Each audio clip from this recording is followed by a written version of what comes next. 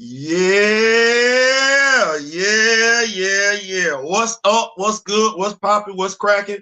What's percolating? What's really good in the hood? It is your man Theo Butler. And yes, we are in here. Y'all see what's going on. I already see the Kamoyo King is already in the building. What's going on, Kamoyo? Yeah, y'all see that thumbnail. Y'all see that thumbnail. Yeah, we gonna talk about it. Before we begin, like, share, subscribe. This is a safe space. It is. We can agree to disagree. It is what it is. We come out two different wombs, so we ain't got to dislike one another because we disagree. No, that ain't what that is. This is a safe space. We gonna talk about it. Y'all see the thumbnail. No viability or gullibility. Yeah. First of all, I'd like to thank Mr. Mariwa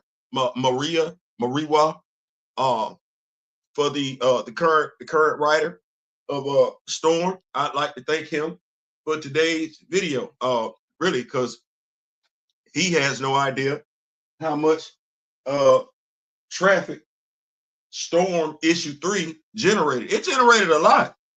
It did. I can't say everybody was pleased with it. Ayadele. Thank you. I got the man's last name. I don't want to be rude or disrespectful. So Storm issue 3 has generated a bunch of responses on social media. It has. If you did not know, last night he had an interview with another YouTube channel and everything like that. If you want to hear what transpired in that YouTube channel, absolutely go check it out. From what I heard, it was an interesting interview. From what I heard. That said, he was on there last night. And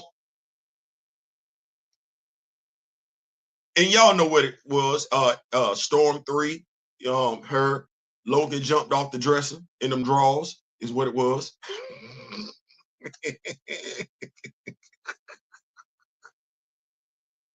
Y'all like, Theo, that's not funny. It's the way I'm dealing with it. It's the way I'm dealing with it. I'm actually happy it got people talking about this comment in character nonetheless. Yeah, these are the Rock With Me Nation moderators in the building. So yeah, Logan jumped off the dresser in them drawers in issue 3 and everything like that. But the comments surrounding it are very telling. Now, mind you, and let me just go ahead and say this: no disrespect, no disrespect. If you're not black, this video ain't necessarily for you. You're not the target audience for this video. Yes, would love, but it ain't directed at you. So the comments that I'm getting ready to make, bad, good, you're not black, they not aimed at you. Is what I'm trying to say. So you not, so because I don't want nobody, folks, get triggered. I don't.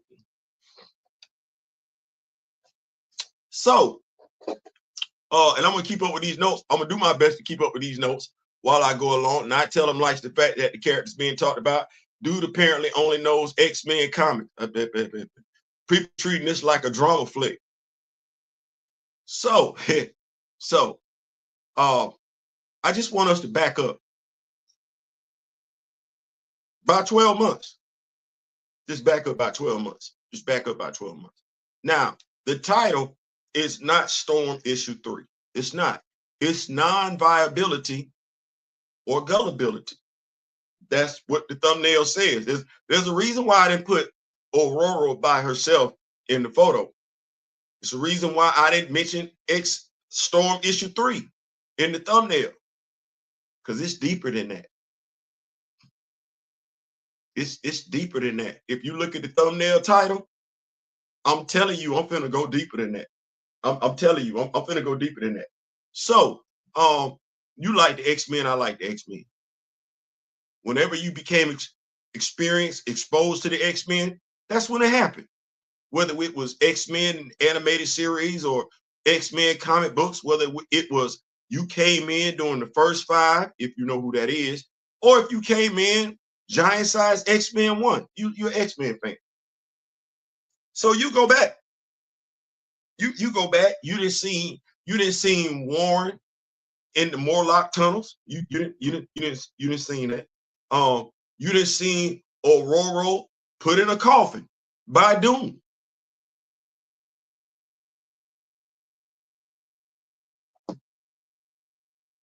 You seen that? If I'm not mistaken, I think Arcade was the reason she was in said coffin in Castle Doom. You seen that? You seen the Hellfire Club? You saw that? You saw when you saw Logan, short run from Canada, make his moves on Jean Grey, and you felt some type of way if you were a Scott Summers fan. But you was there for that. You saw Bishop pop up.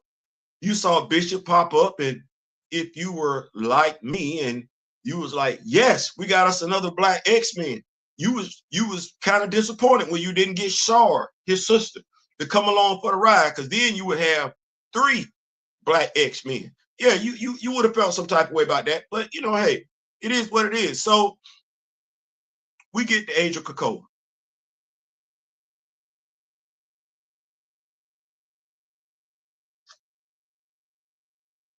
This is some great coffee. Brought to us by Jerry Dugan and Karen Gilliam. You get the Age of Krakoa, and I'm just gonna tell you, as a black person,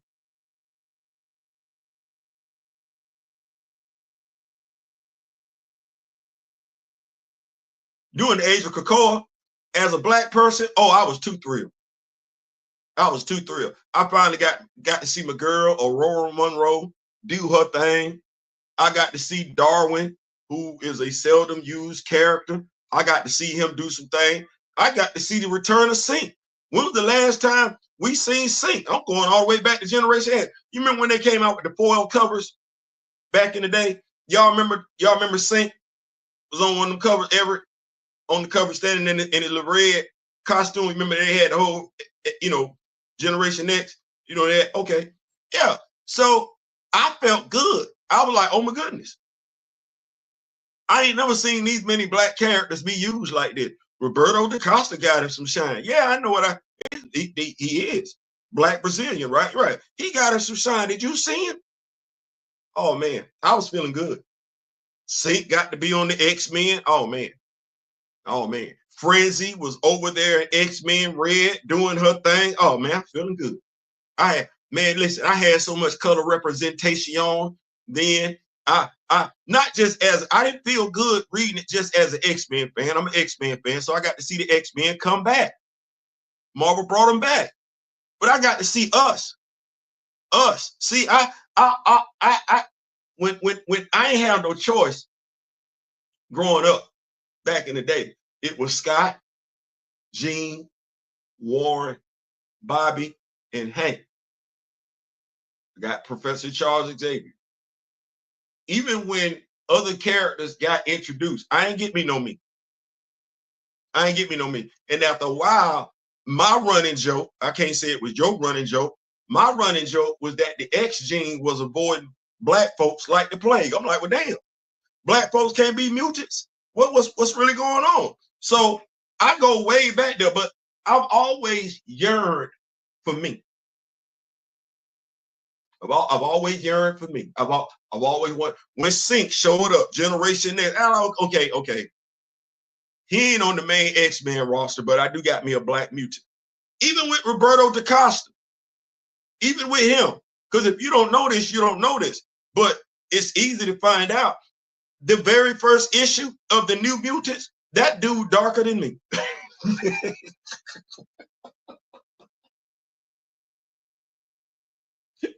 on the cover of the very first issue of the New Mutants, they wearing costumes similar to what the OG5 wore, except theirs are black and yellow as opposed to being blue and yellow, and they got red belts as opposed to yellow belts. But Roberto, and I had to learn, whoa. Who this is him? Because he darker than me, but he got straight hair. That's what I said, straight. So I was, oh, he a black Brazilian. Okay. Last time I could feel good about Roberto da Costa was in the Time Runs Out thing. You remember he was the one that came up. He was the one that told Reed, hey, damn trying to figure out how to win, figure out how not to lose.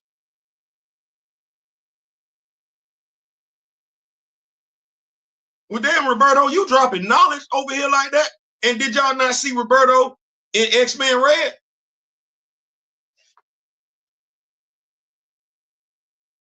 I was feeling good about my usage. I was feeling good about my representation. I really, really was. I felt some type of way about Darwin being held on. Hey, you don't want to bring Darwin out? I get it. He OP like a mofo.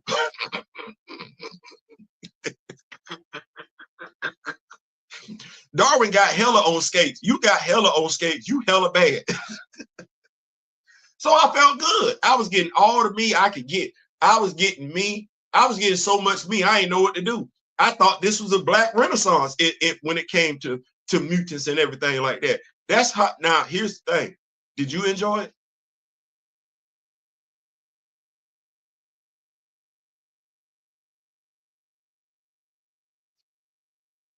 Whether you, regardless of what fan, I'm a Black Panther fan, but I enjoyed the amount of black representation during the age of Krakoa.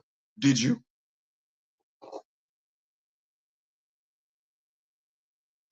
What about the fact that when we look at Arakko and all those mutants are Omega level,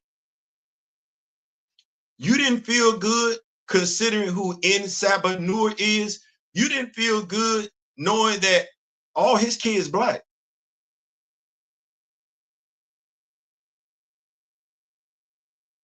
You ain't feel good about that? I did. I did. Ooh, I felt real good. Especially what Iska the unbeaten. Oh, I felt good. I felt good. I did. And folks might think I feel some type of way. I felt good when Doug Ramsey married Bay. I did. I felt good. Like, we got something cooking right here. We got something cooking right here. Doug then married him a sister. That's how I was taking it. Doug then married him a sister. We sitting up here right now. Roberto might be able to get with Iska. Oh man, I was feeling all that. I looked right there. I had a whole bunch of me. I'm an X-Men fan. I am. Aurora would be my favorite X-Man. She would, truth be told. My favorite character would be T'Challa. That just is what that is. But I was enjoying all. I had so much color. I didn't know how that. I was checking for everybody too. Oh, you on the X-Men? I don't know how much money I spent on comics. I got to get you over here. I got to get you over there. I got to get you down here around y'all and everything. I got to get me some chocolate. Caramel, chocolate. I got to have it. Oh, good God Almighty. I got to get it. I got to have it. I got to have it. You ain't like it? Because it ain't just about me. It ain't just about what I want. It ain't. You didn't enjoy all that representation during the age of Krakoa? You ain't like it?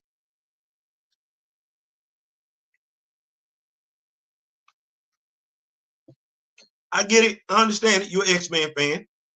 So am I. But I get tired of looking at Scott. I like Scott. I do. Other than Aurora, that's my favorite X-Men. It's Scott. It ain't Logan. It ain't Logan. I felt some type of way when Logan came in and wanted to make the moves on Jean. Low key, I don't even like that aspect of the X-Men when it come down to it. I don't like the fact that Logan feel like he can do whatever he want to do in regards to Jean, and Scott just got to take it. But then again, I guess if you're a member of the X-Men, an argument could be made you for the streets. Scott sleep with Emma. Jean sleep with Scott and Logan.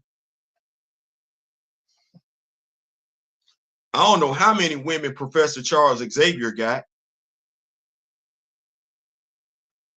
Colossus was a pervert. Colossus is a pedophile. I'm sorry, that just is what that is. Kurt is the product of one of the, it's obvious, but Kurt Wagner is a product of one of the strangest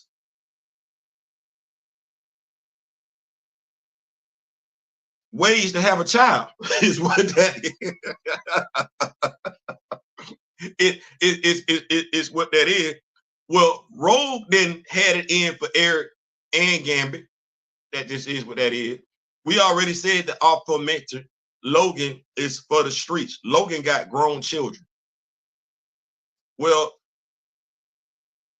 I know what we like to say, but Scott didn't been around. Alex didn't been around. I don't want to act like Lorna wasn't hollering at Bobby and Alex at the same time. Yeah, she left Bobby for Alex, but it was going down at the same damn time. I don't want to act like that. And now we find out Bobby, I Bobby got something going on. Just Bobby got something going on. I don't necessarily feel comfortable, but Bobby got something going on. So if you look at the X-Men by and large, just as a entity, they don't mind. Scott just slept with Frenzy. They don't mind. You know who low-key has been above all that sleeping around, messing around up until issue 3. And I'm just mentioning this for right now. I'm gonna come back to it. It was Aurora. By and large, and everybody was out there frolicking and everything like that. She didn't do all that. There was a certain respect garnered with that character. And it was respect paid to her regardless of who wrote her, because she never got down like that. She didn't. As I said to somebody last night, that's never been her as a character. It's a reason why she's been elevated to the pedestal. Now, the thing you have to ask yourself, I mentioned Krakoa for a reason. That whole Krakoa run, you say what you want to about Aurora. You can be an Aurora fan, a Storm fan. I could make a strong argument that it was her whole time during that whole Krakoan event that elevated her to the status she's at now. Because I've read Aurora, the way she was written in Sword and X-Men Red, she was never written like that before. She was literally elevated on our watch. Yeah, we can like it, but let's be clear. Before the age of Krakoa, she wasn't that. She was nice, but she wasn't that. Well, if you're read the age of Krakoa and you can appreciate that and you can acknowledge what I just said, you can't also dismiss it just because it's going to fit your narrative. Because you're acknowledging it for one thing, but you want to dismiss it for another, as in Craig. No, if you're going to acknowledge everything she did during that story arc, Craig is part of that story arc.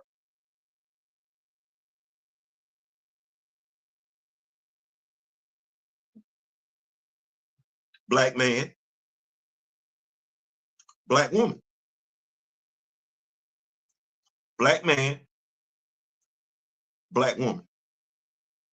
Black woman, black man. Black man, black woman. I'm stressing black because Tom Breevort told us, stay woke. Tom Breevort told us with his chest, there were no viable black male mutants.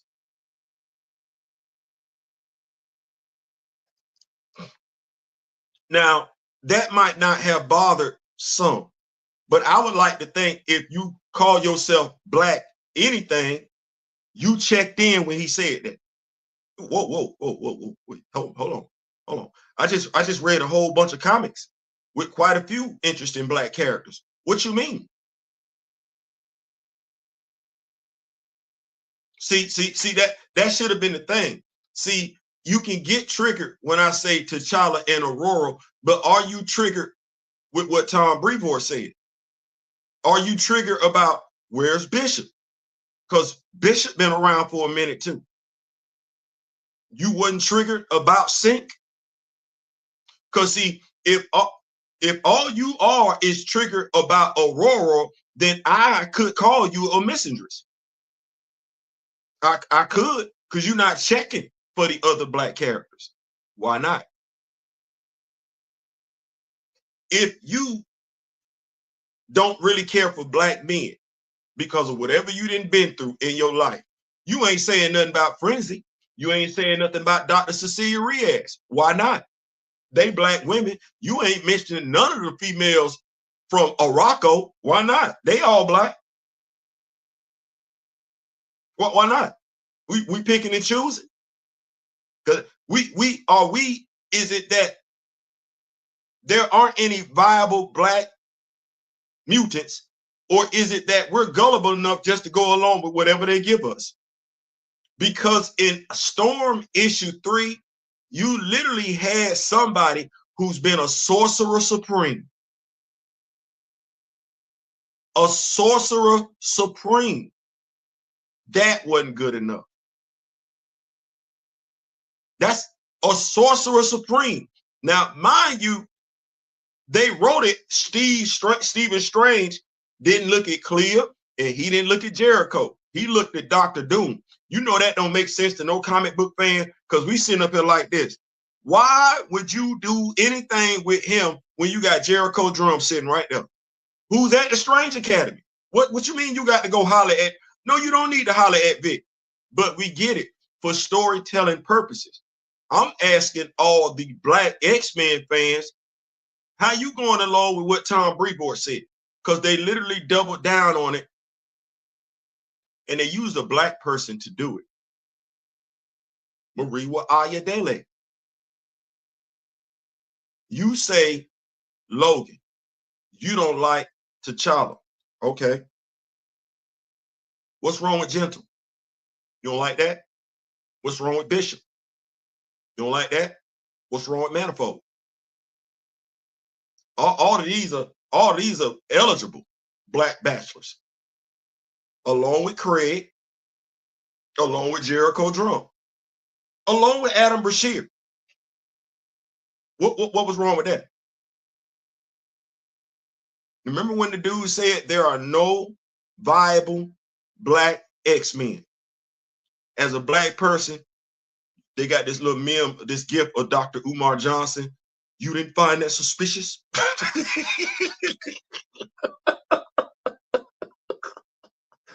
You don't find that suspicious? So if the dude told you that, said it with a straight face, on a stage, with 2 other white dudes sitting right beside him, nobody's checking him, you didn't go into this new era of X-Men comic books awake. You wasn't going in like this. Okay, let me see what you got going on. That was some nonsense that you said. Did you not look at the number of X-Men titles and notice the deficiency of black X-Men? Who you got besides Storm and the young lady that's in Alaska? What black person is in? Never mind, my brother Daryl. I ain't gonna do that. But what we doing? You read it. I read it. You know that's what that is. You got NYX. And if you were just tuning in to that comic book and you didn't know anything about those characters, before you find out anything about Prodigy, they let it be known he gay. Now, the writer didn't let that overtake the story, but they wanted to make sure that was the first thing you find out. Then if you read NYX, he was the last character highlighted. If you read NYX, you know they got him and Sync facing off. So Sync ain't good enough to pop up in Tom Breevort's world on an X-Men team. He was good enough to be on an X-Men team under Karen Gilliam. He was good enough to be on an X-Men team with Jerry Duggan. But he's not good enough to be on an X-Men team with Tom Breevort. But he is good enough to get into a 1v1 with Prodigy. That's black on black crime. Yeah, that thing right there. Now, you were either so stoked to see Sync show up, you were either so stoked to see Prodigy finally get his shine. But you know what you should have been asking? Why is this the way we got to get it? Why? It's 5 characters being headlined in this story. Why the brother got to come last? I know the brother gay. Why is that the first thing you want to point out? Because you got through issues 1 through 3, 4, you got him doing more stuff with his man than he doing, and he's a professor. But you got him doing more stuff with that than any damn thing else. Then he really ain't got no damn costume. Why not? Why not? Then why you got him on the cover being strangled? You ain't have nobody else pop up on the cover like that. You literally got the dude being hung in the air. That's artwork. That's imagery. That's representation. Why is that? Watch this. The dude who you showed to be last, gay, and you showed him on that cover being strangled by a white male. And nobody thought that was problematic in and of itself. From the person who's the editor over everything X-Men right now, Tom Breevort, who says they don't have any viable black X-Men. You don't find that suspicious? You don't find that suspicious? Okay. Let's keep spinning it forward. Because those stories took place. They released a whole big ass cover where you really ain't see, but I think Manifold wasn't on it. I think Bay was on it. I think Storm was on it. And I forget the dude who, the transporter, the Aborigine, Gateway. Gateway was on it. That's it. But you black though. Like I said, this video ain't the demographic, the target audience for this video ain't nobody that's not black. No, it's for black people. And even if your name, your Twitter handle, yeah, because I don't know why folks like to try and, because I don't mind making you famous. I don't mind making you famous. Clearly you want to be. But if you see me talking about black love,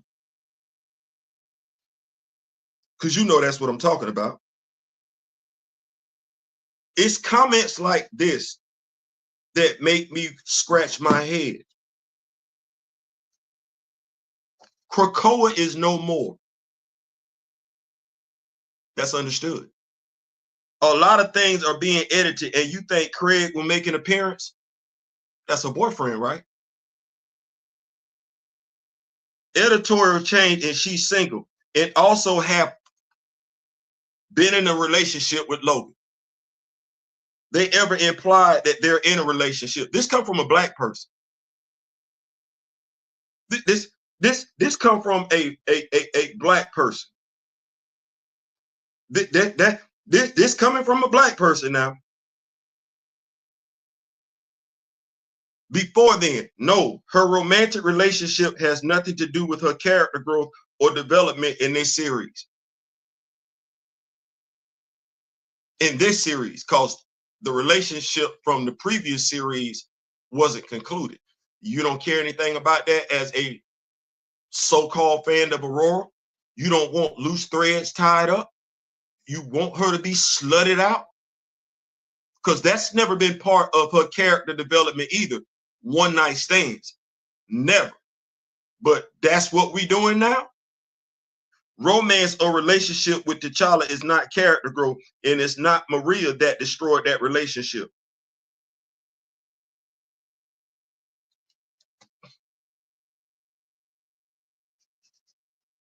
What about her romance with a black person, period?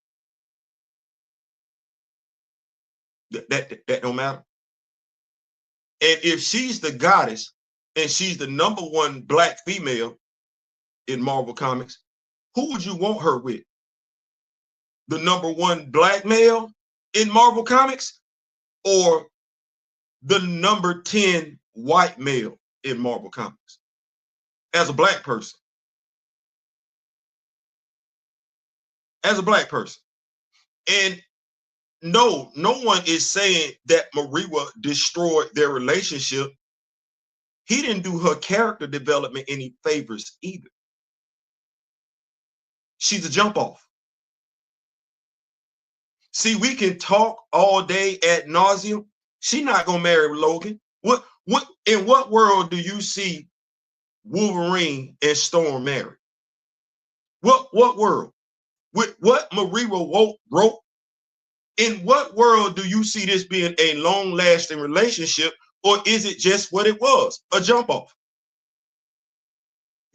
We seeing this, like, do you see the Gene Scott Summers relationship when you look at Aurora and Logan? You see that? Do you see the Sue Richards, Reed Richards dynamic when you look at Logan and Aurora? Or do you see, watch this, do you see the, hell, I don't even think you can say you see the Emma Scott dynamic when you look at Logan? You can't even say you see the Peter Kitty Pryde dynamic when you look at Aurora and Logan. No, you look at Logan and you look at Aurora and you say, okay, he gonna do her the same way he did Mariko.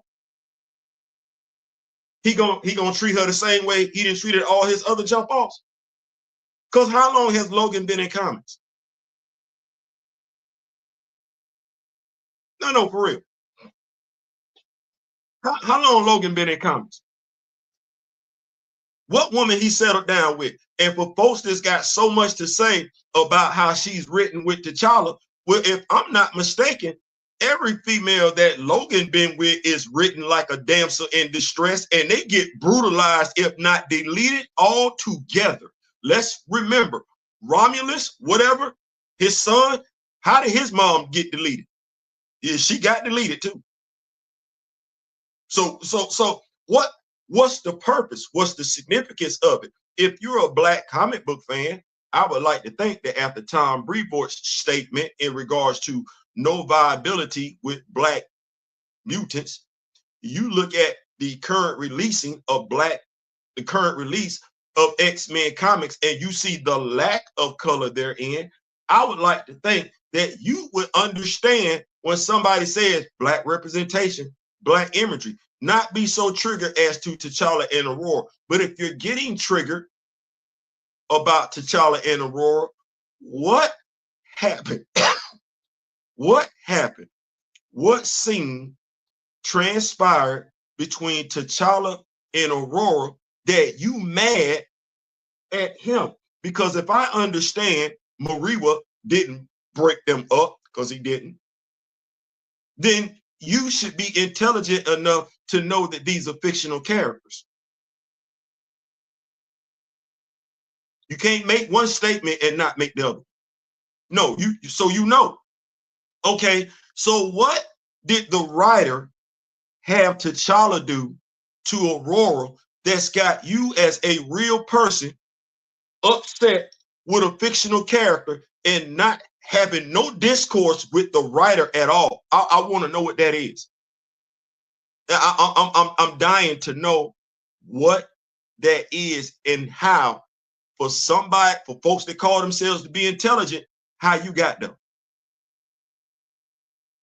Then I'm gonna ask the question, why you don't see any significance, or why you see more significance in the relationship between Aurora and Logan than you see in the relationship between, I don't know, Aurora and T'Challa, I don't know, Aurora and Craig, I don't know, Aurora and Adam Bashir, I don't know, Aurora and Dr. Voodoo, Jeremiah. What? Why you don't see no value in that? Because it's one thing to say you don't want her to be in a relationship with T'Challa. It's another thing for you to be Black and you ain't checking for her to be in a relationship with no Black man. Hell, it's 2024. Not even a Black woman.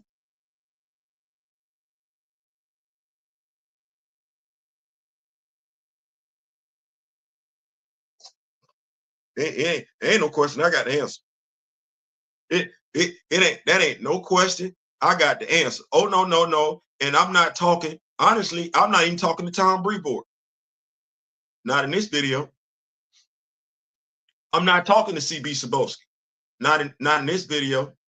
We could say I'm talking to Mariwa Ayodele. We could. We could say I'm talking to John Ridley. We could. We absolutely could. We could say I'm talking to Nate Moore. You can. You can say I'm talking to Ryan Coogler. Absolutely. I ain't talking to Reginald Hudlin. I ain't got to. I ain't got nothing to say to Christopher Priest. I ain't got nothing to say to Dr. Eve Ewing. I ain't got nothing to say to Cheryl Eden. I ain't got nothing to say to Roxanne Gay. I ain't got nothing to say to David List. And I ain't got nothing to say to Jonathan Mayberry. Oh no, but I do have a question about this though. And I think it's a fair question. I'm just curious as to why, as us as so-called proud Black people, why we not asking that question. You used to seeing it. All you want to do is the summers get it in. You just want to read about the summer's offspring. You don't care about your own. You're not interested in them stories. You don't want to read it. Just the possibility of it. You want us to get them futuristic, far-flung stories that may or may not happen in What If series, in Marvel Voices series and everything like. You don't want to actually open up the comic book and read it. What about Sync with Frenzy? T'Challa and Aurora triggers people. What about Sync with Frenzy? You don't want to read that? What about Monica Rambeau? You don't want to get back with Adam Bashir? That would be a superpower baby. Monica Rambeau and Adam Bashir producing offspring. Oh man, you don't want none of that. You don't want none of that. You got a problem with that? I'm just asking. What about Cecilia Riaz and Darwin? Imagine that. She's a doctor and he's got the abilities of evolution. I can't sell you none of that. You don't care about none of that. You just want that right up.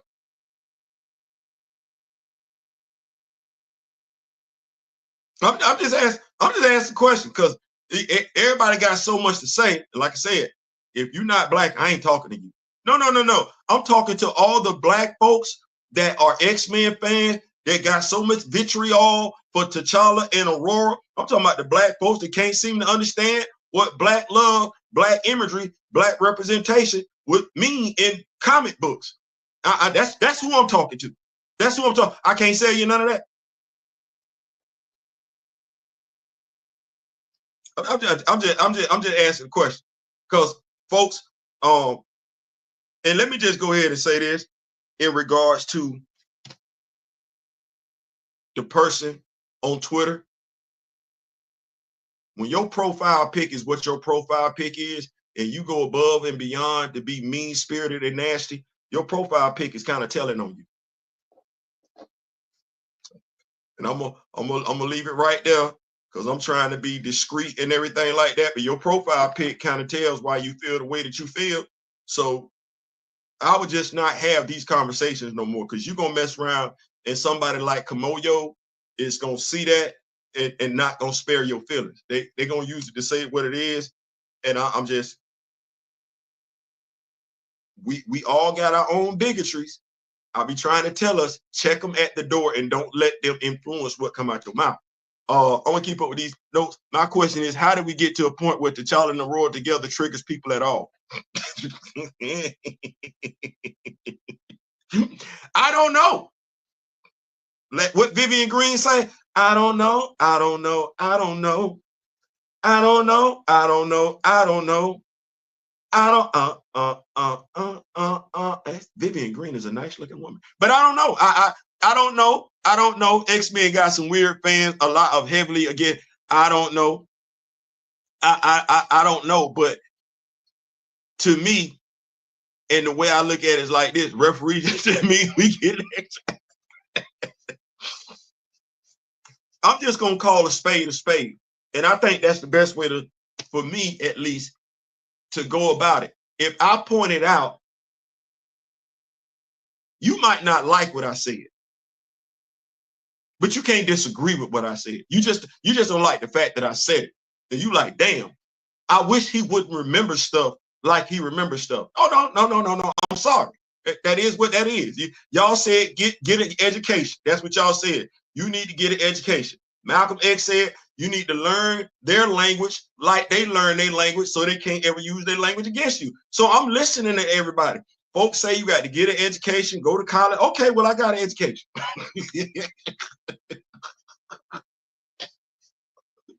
Don't get mad because I didn't did what I was told to do ever since I was a damn kid. And watch this.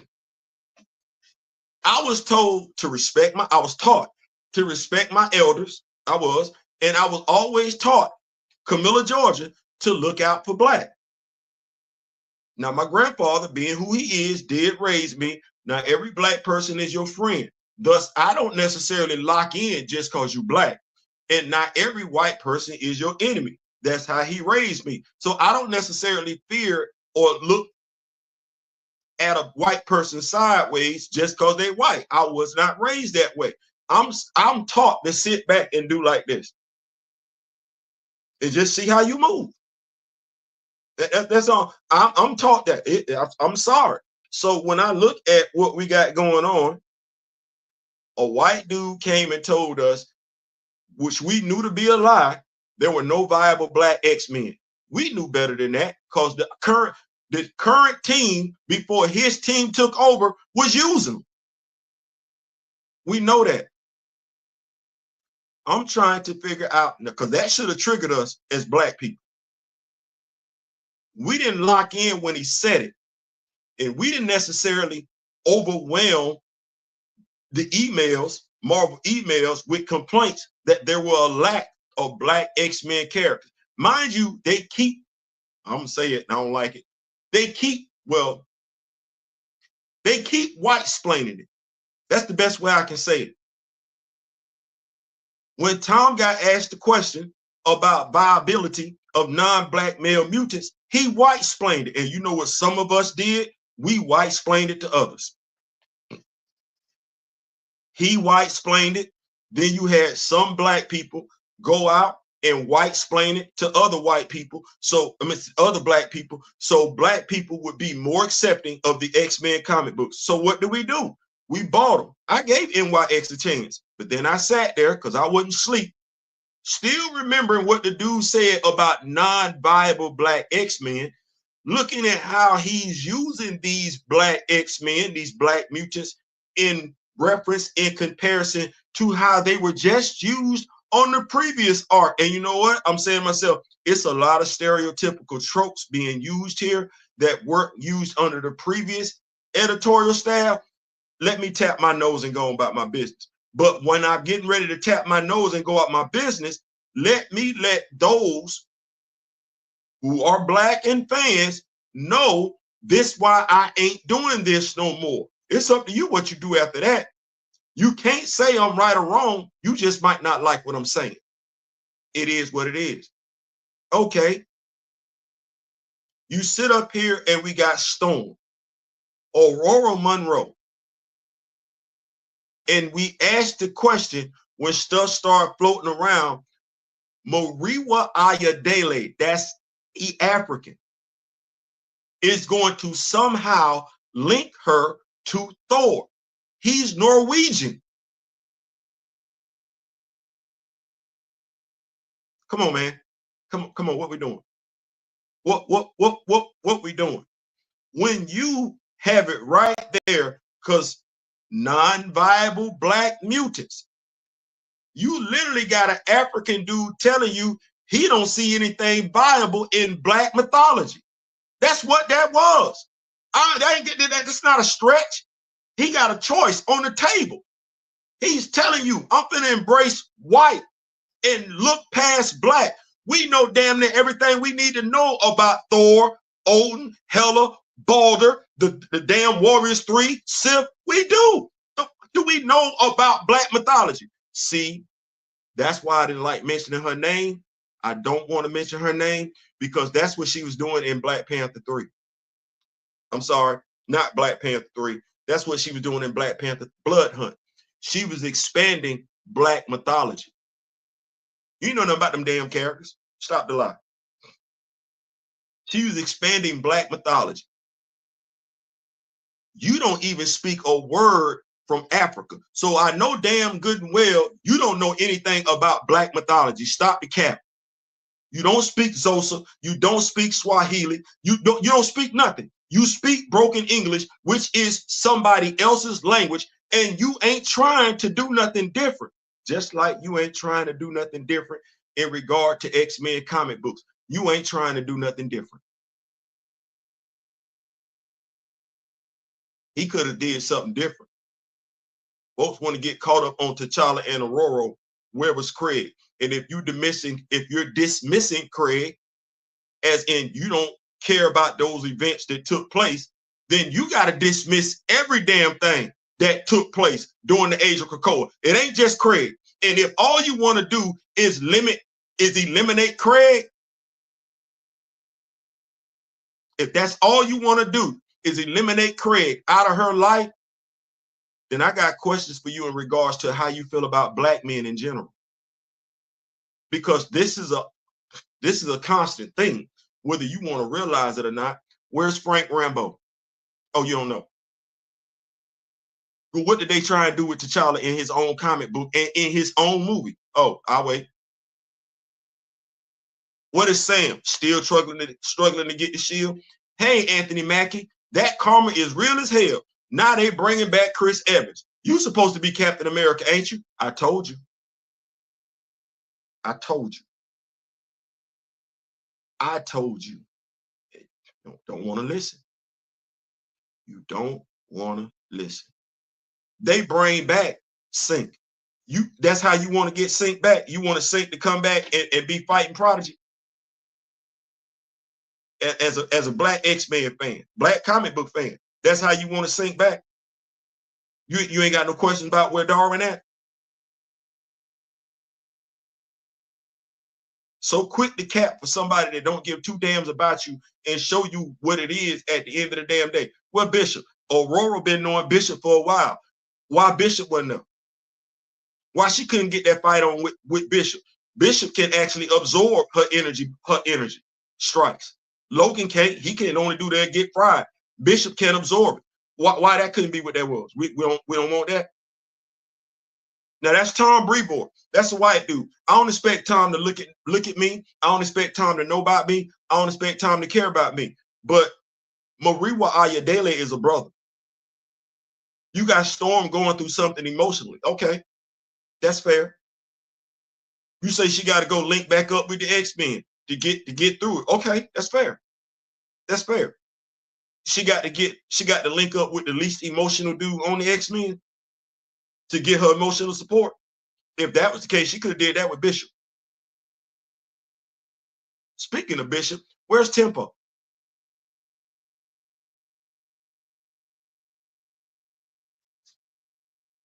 Black Love. Oh, my bad.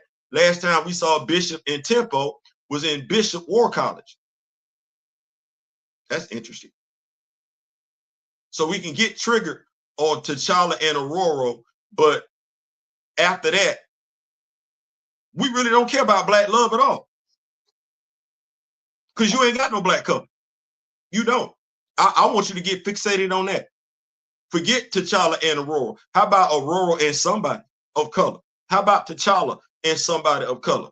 As Big Chad said today, do we know how many love interests T'Challa had in his comic book run?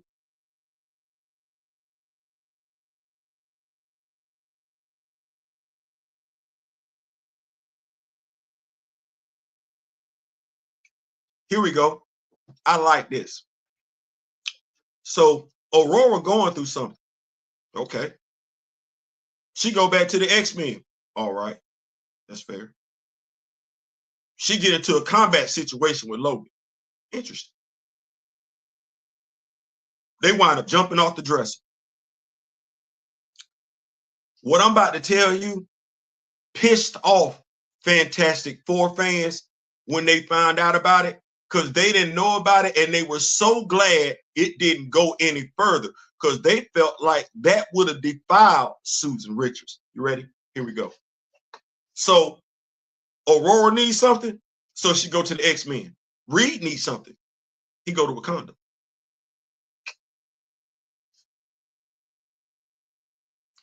Aurora going through something emotionally, so is Susan. She don't feel appreciated. I just want us to look at how a white person wrote this story in comparison to how a black person wrote this story. Susan go off on her own. Aurora goes to work out some stress with Logan. Susan takes a bath in a lake in Wakanda. T'Challa's in that bath. He is. She ain't got no clothes on. He don't either. Aurora and Logan were fully dressed. He won't even peek under the water. It's right there. It's written real nice. She won't him. The difference is that T'Challa respected the friendship between him and Reed. Or at the very least, that's what the writer used to make sure nothing took place. His respect for Reed. That's why that didn't take place. Now, you know, when you read that as a person, you gain a healthy appreciation for Susan and T'Challa in that moment in time, because you like, oh, this really could have, whoa, wow. You even gain a healthy respect for the writer, because even though they let you know it's possible, these two characters won't cross that line. Now, mind you, us as Fantastic Four fans, remembering that whole thing when Susan was just walking around here with everything showing. But here in 2024, the black writer didn't do what the white writer did. He didn't have Logan show any respect towards Aurora. This is a moment of weakness. No different than what Sue was going through. A moment of weakness. No, Logan took advantage of it in a way in which T'Challa didn't, which is the difference between those two as characters. Sex means something to T'Challa. It's just something for Logan to do. Well, sex means something to Aurora. She not like Emma. It ain't ever just been something for her to do.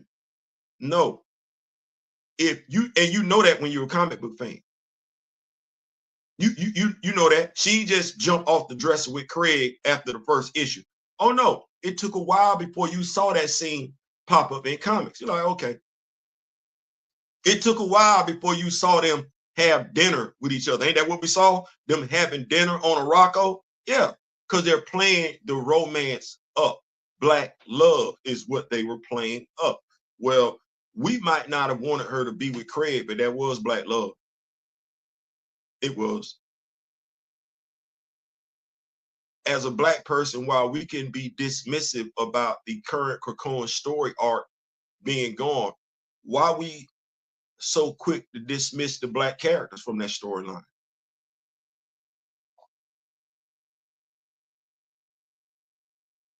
Viability or gullibility?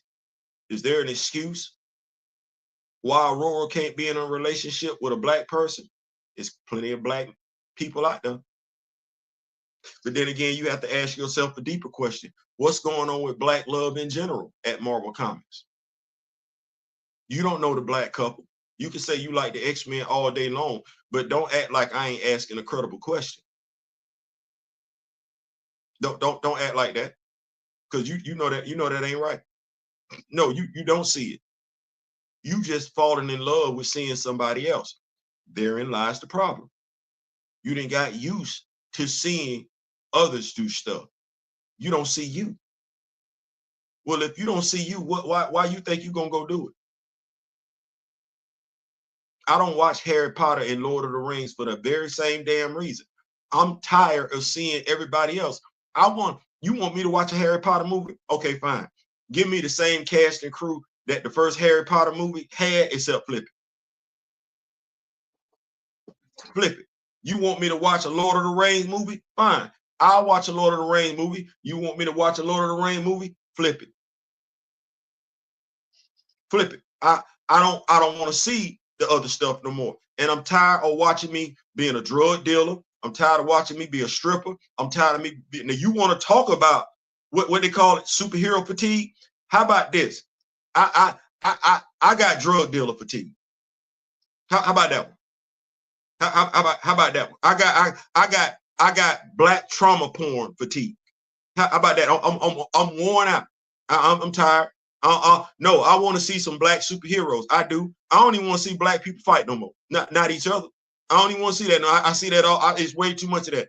I'd be perfectly fine if for the next 5 to 10 years, I never heard a black person use the B word toward one another again, and I never heard them use the N word toward one another again. I would be perfectly damn fine. I'd be perfectly fine hearing us address one another as, hey, brother, hey, sister, what's going on with you?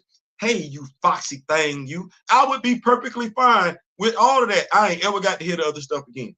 I don't want to see nobody get hit with no more bottles. I don't want to see no more shoes going on. And here we go. I would be fine. I know folks might feel like they would be losing money, but they actors anyway, so they get a job doing something else. I would be perfectly fine if they cancel every damn black reality television show. I would. Because if that's the only place I can go to see us, as opposed to just, and not just the black reality show, but the whole Stars Network. If that's all I got, damn it, I don't want it. The question I got to ask of you is why do you?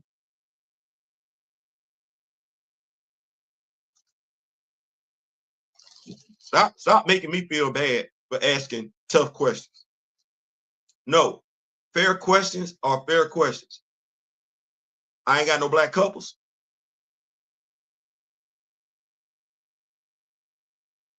No, I can't get that at all. If I ain't getting no black couples, I know I ain't getting no black family. That don't concern you as a black person.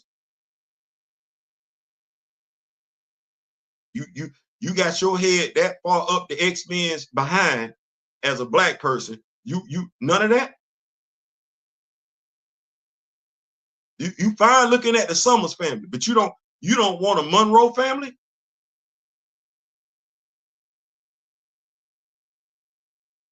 You know Charles got a daughter, right? Charles got a daughter. Charles did not have a daughter when I first started reading X-Men comic book. Charles' daughter is a whole ass adolescent. You don't want that? Because I was reading X-Men comics before Lilandra came around. This dude got a whole ass kid. You don't want none of that as a black person. I'm not talking to nobody else. I'm not talking to nobody else. How you get it? How you get it? Because if we ain't got it by now, watch where I go with this. When you think Starling gonna give Miles a child?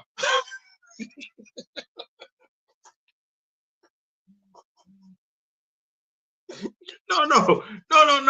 Because Aurora and T'Challa was a couple a long time ago.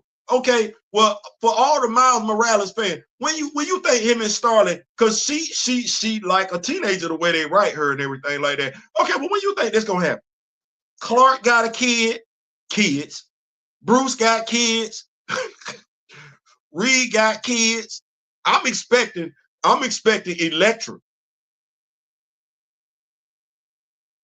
Nachios.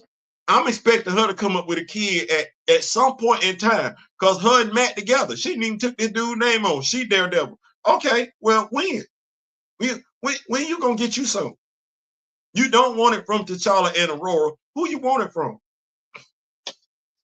Who you want it from? Because y'all kept saying that. Y'all never did lock in. We said we wanted the Franklin Richards type child. That's what T'Challa and Aurora gets us. But hell, truth be told, we can get that same thing with Adam Brashear and Monica Rambeau. We can.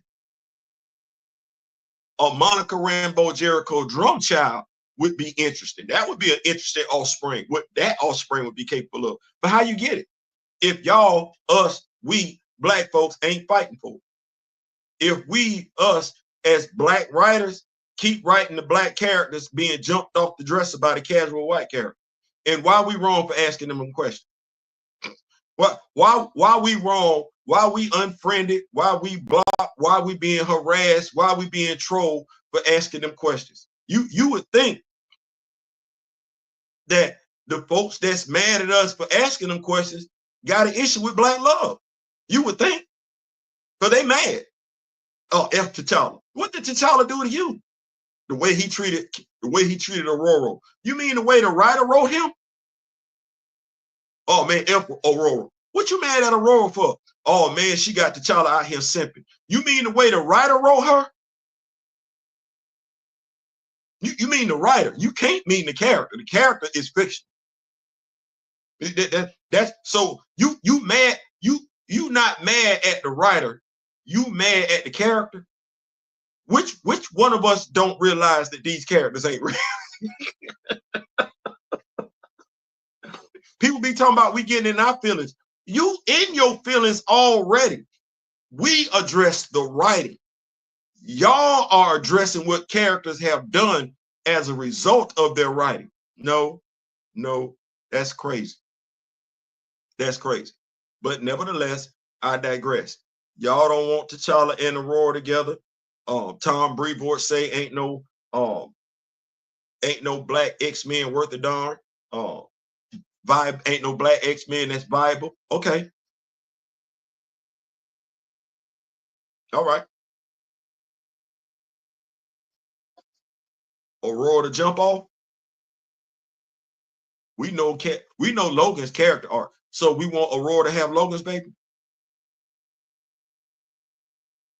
We think the Watcher gonna show up at that wedding? Or we just want Aurora to have Logan's baby out of wedlock? That's the goddess. Strongest mutant on the earth. She's been elevated to here. So we just another baby mama? I'm just asking questions because I didn't write that.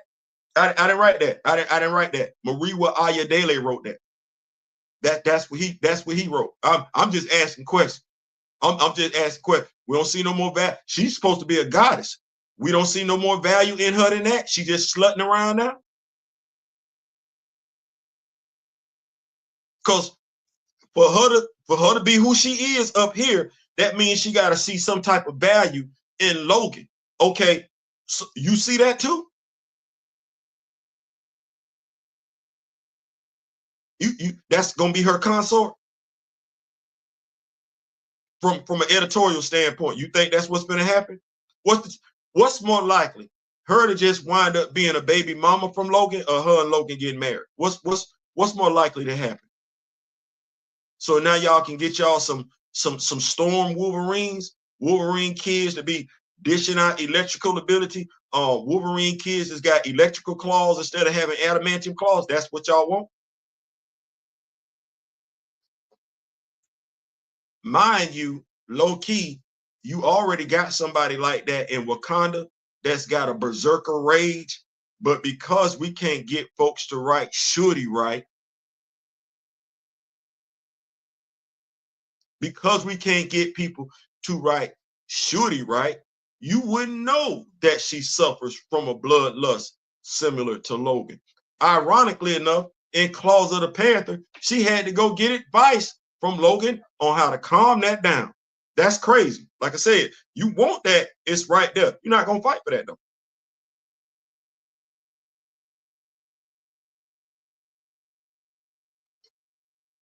I'm going to keep up with these notes, then I'm going to get on up out of here. Me and my brother D-Real got a lie tonight, and we're going to be vibing. We won't be talking about any serious topics because we really want folks to just come in and vibe and everything like that. So I wanted to go ahead and get this one on out the way. But we're going to keep up with it. It was surprising because the X books normally don't F with us like that. No, they don't. They don't. They don't at all. They don't at all. So it was nice to see us getting that type of love in the X-Men comic books. You're absolutely right. William, Mr. Moloch, X-Men fans and writers seem to just be horny.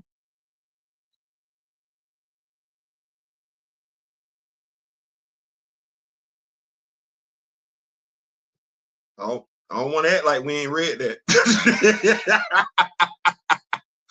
Colossal pedal for real. Jermaine.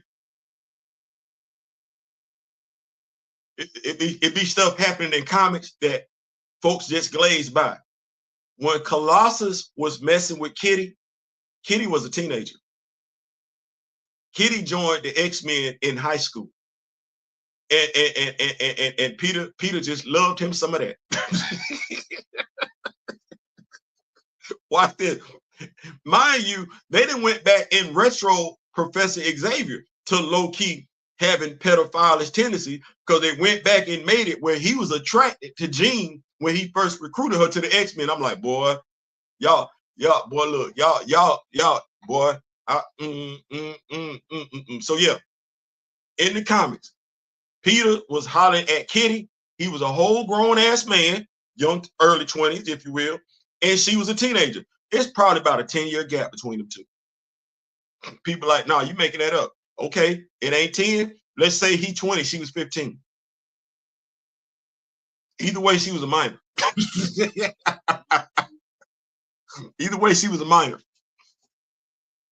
Yeah. Well, oh. You better not look in his bag either. Not looking in the bag. My wife has made the mistake, y'all, of doing some stuff that my grandparents and my mom and my aunt used to do. So, and what is that? Well, when I was a kid, we've all been kids and everything like that. You know, Christmas is Christmas is Christmas is Christmas. Well, I'm just gonna say the folks in my life were never that good at hiding Christmas gifts, or I was just too good at finding them. My wife coming in stashing the Christmas gift. I didn't already eyed one out the corner of my eye. I'm like, wait a minute. That package don't look familiar. Oh, I guess that's a Christmas gift. But we gonna keep up with these notes though. What's going on, Professor Finn? What's going on? What's going on? We in here. Logan had so many kids, 7 of them teamed up on the Merkin. Yep, sure did. Is that why the legacy virus was so devastating? Because everyone was humping everyone? It might have been. Grand Madam Tarot, my advisor's in the building. What's going on, Grand Madam? What's going on? That's all right, Black Panther. You ain't never late. It's always a blessing to have you up in here, brother. Maybe this is to keep her story going longer by having sexual throughout her story for X-Men readers. I guess. You know what? That sound feasible. Hey, she ain't hunching nobody. Okay. Well, we know what the norm is, the standard is all the X-Men characters hunching everybody. So if we want folks to be interested in her, she got to start hunching.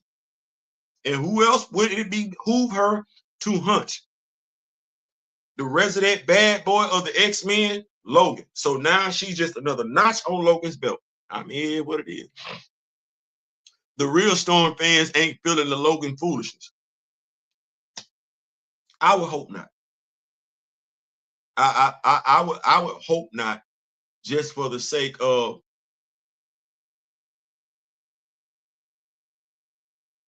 Aurora sleeping with Logan. And watch where I go with this.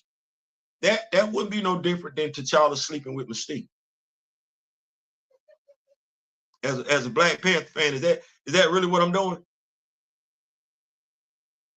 Is that what sleeping with the Black Cat? Like, that's really what that would be. And when you look at that character dealing with certain other characters on a level, it diminishes that character. It don't uplift that character. That ain't no interesting story no more. That story don't make no damn sense. But that diminishes the character, because each character, we're readers, they have a certain value to them. We know Felicia Hardy is promiscuous. We know that not to be T'Challa. So if T'Challa was to sleep with her, we're sitting there like, wait, what you doing? This would be no difference than T'Challa, and watch this, T'Challa sleeping with Jennifer Walters. She's promiscuous. She done jumped off with Thor. Okay, so T'Challa could be sitting there having a legal discussion with her about what's going on in Wakanda. She start massaging his shoulders, and he just jump off in it.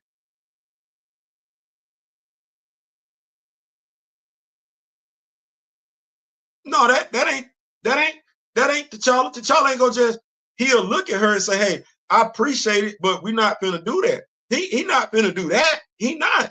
He'll thank her. He will. He'll let her know she could get the business if he wasn't him. But the dude that we've come to read, he not doing that. And then think about this. Wasn't Aurora in the intergalactic empire? Remember the relationship T'Challa had, I want to say, with M'Baku's daughter? I think that was M'Baku's daughter. Aurora told the young lady, hey, I need you to keep my man focused so he can make it back home. We finna act like that wasn't a storyline. You're an Aurora fan. You didn't read that? You didn't like the way Ta-Nehisi Coates wrote her, because he didn't write her as no victim. He didn't. You didn't like the way Ta-Nehisi Coates wrote her in his second 25-issue story run, his story arc, the Intergalactic Empire. You ain't like that? What did Aurora tell that young lady? The young lady like, oh, you think I can please him? No, sweetie. You'll never be able to do for him what I can. So it didn't even make no sense from them to even spin it forward for her to even get involved with Craig. It didn't make no sense for them to even spin it forward after that for John Ridley to do what he did. Because even after the events of Krakoa, she was still claiming it. Oh no, that's mine. You can't, no. No woman will ever be able to do for T'Challa what I can do for him. Okay, well, T'Challa can't make that same statement about Aurora. No man will ever be able to do for her what he can, or is it we just want that one side because we being sexist? Or we think I didn't know that. We think I didn't care enough as a black man to keep up with that black character story like that.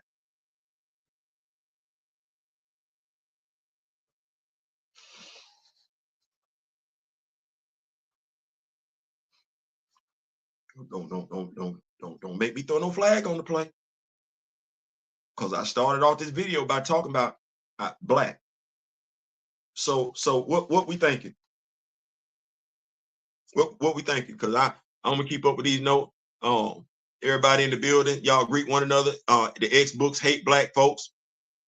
I mean, this current crop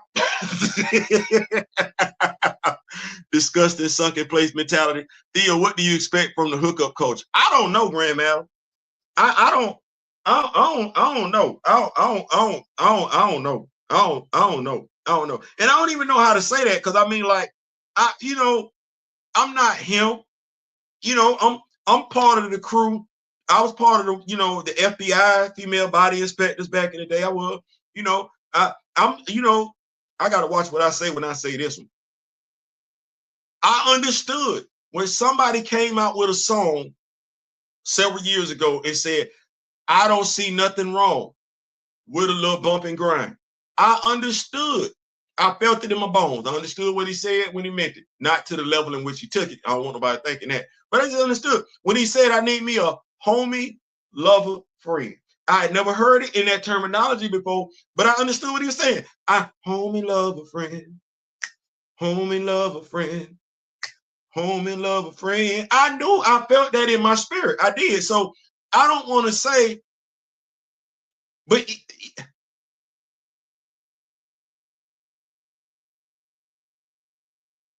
I still cared about you. Like if I jumped off your dresser, there was something about you that made me, other than the way how you look, that made me want to jump off the dresser.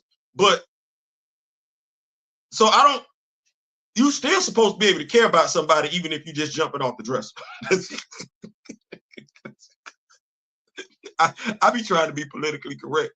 You still supposed to care. It ain't supposed to be you jump off the dresser and you don't care no more. You jump off the dresser, y'all leaving, then they get hit upside the head right in front of you. You good because you didn't got what you need, homie. You know what? Maybe it's these cats, Grand Madam, that just like jumping off the dresser one time. I don't think that's us, Generation X and baby boomers. I think when we jumped off the dresser, if who we was jumping off the dresser with was good, we was trying to steadily jump off the dresser. Hey, what you doing? Nothing. Why? You up? Yeah, I'm up. Want some company? You so crazy. No, I'm serious. Can I come through? But hurry up.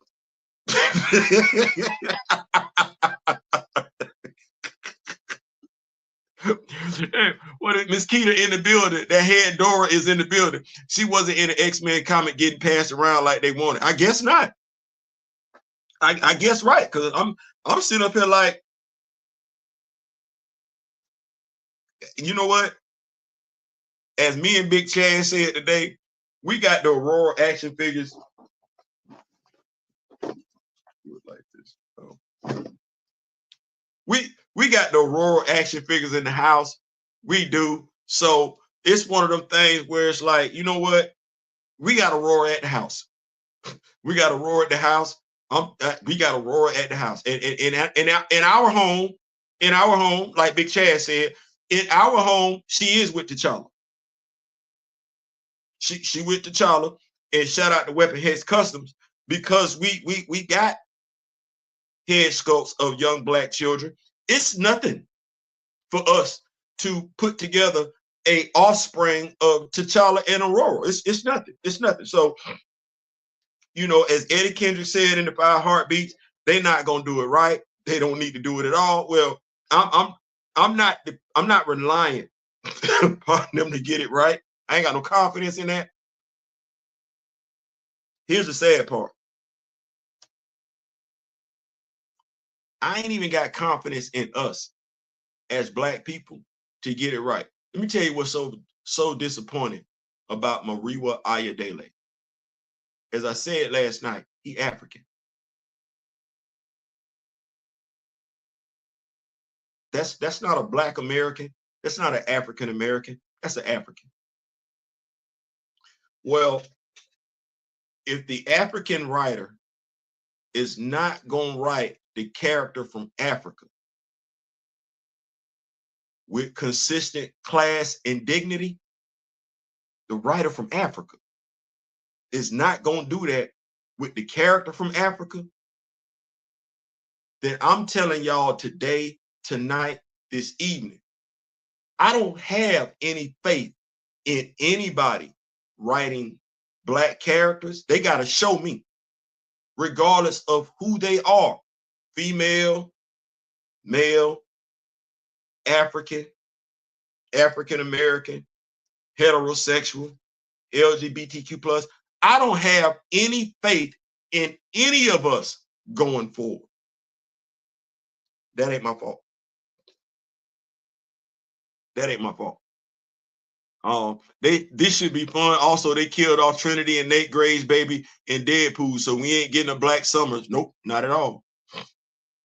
Not at all. Hello, Grand Madam. I'm convinced they hate Black people in the X book. I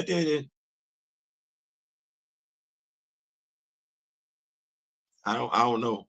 I don't know. I don't know. I don't know. My question is, how do we get to? I don't know. I don't know. I don't know. Be nice to see a Black mutant get the sustained push that Magic got. And I like Ilyana, but still Sync, his progress reset like his game save file got corrupted. Yep. And that's what that is. And when we do these lives and we talk about stuff like this, you would think that we as Black people would be woke enough to say, you know, whoa, wait a minute, let me think about this for a second. But no, it's quite a few of us still sleep. And I'm not understanding that we sleep to the point where we will get pissy hot with another Black person that's talking about Black imagery and Black representation. Some of y'all pushing your own agendas, and I'm trying so hard to be nice in regards to it, but some of y'all mad at Black men. It's some Black people out there, Black men included, that are angry with Black men, inexplicably so. There are some Black people out there don't like Black women, so they don't care about Aurora. They read comic books, and you can tell by their comments they got issues with women. You be like, well, where's all this coming from? This ain't got nothing to do with Black imagery and Black representation. You need to go get you some help. You in the head. They taking and run with it. They taking and run with it. X-Men got some weird fans, a lot heavily against Storm and Black Panther. Listen, the person that commented today, I sent Daryl the link. The person that was trolling today, and I'm glad they stopped, but it's like, you say something on social media, and it be so outrageous, so egregious, where you got the person you talking to questioning your intellect or your motivation based on the comment that you leave. I go to people's bio, and when I go and I scroll down your page, I read your bio, Then I see the photos that you so proud to post. Now I know why you got an issue with black men, black male representation. Or at the very least, you've given me a reason to assume why I know based on what you got on your page. But you black though at the end of the day, so none of that should matter. But it does. So you don't see yourself as 100% black. You see yourself as something else first, in ways in which they're not gonna do that. Like I said, you go back to that Fantastic Four comic with T'Challa and Sue. The person that wrote that comic thought about some stuff the same way Mariwa Ayodele did. The difference is that person had more respect for the characters involved than Mariwa Ayodele did. That person felt some type of accountability. That person felt like this would be the wrong move. That person probably felt like, if I do this, Fantastic Four fans gonna lose their ish. In ways, Mariwa Ayodele felt like black fans would embrace her and Logan smashing. He didn't think we would be upset. He felt like we would embrace that. We would be doing this. We would be cheering the sister going to self-respecting black people. He assumed that we would be okay with the sister going to the white dude in her time of need, totally bypassing every black man she's interacted with. She didn't even go to a black woman, and Frenzy is in her first issue. Frenzy. She got a deep relationship with Sync. She liked Everett. She sees something in Everett. She didn't even talk to him. We want to look past the age of Krakoa, but use the age of Krakoa for justification for Aurora being who she is right now. So we want our cake and we want to eat it too. We want to acknowledge what the age of Krakoa did to big her up, but not acknowledge everything that came along with it, like Craig. Because we don't see any relevance in Craig as a black man. You might not like it, but that's what you're saying as a black man and as a black woman. You don't see any relevance in black love. Like I said, just come out and say it. Don't twist my words. You don't see any significance in yourself. You don't see any significance in the union between a black man and a black woman. Just come out and say it.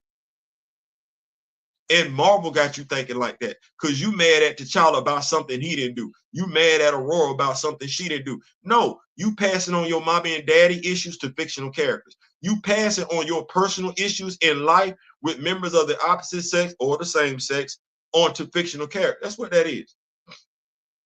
So you don't see no value in it. You see more value in her jumping the bones with somebody other than. You ain't even looking for her to be with a black character. No, I can't. You know what? Y'all would probably lose y'all damn mind if Aurora and Scott got together. It's probably what some of y'all want. Say less. From my perspective, since their marriage, 99% of this anti-babbling are from black X stands. And I don't even get that. Would it be unfair to call NYX the ghetto got the highest concentration of black LGBT and people of color of any X book right now, and it don't matter in terms of line wide direction? The Morlocks are in NYX.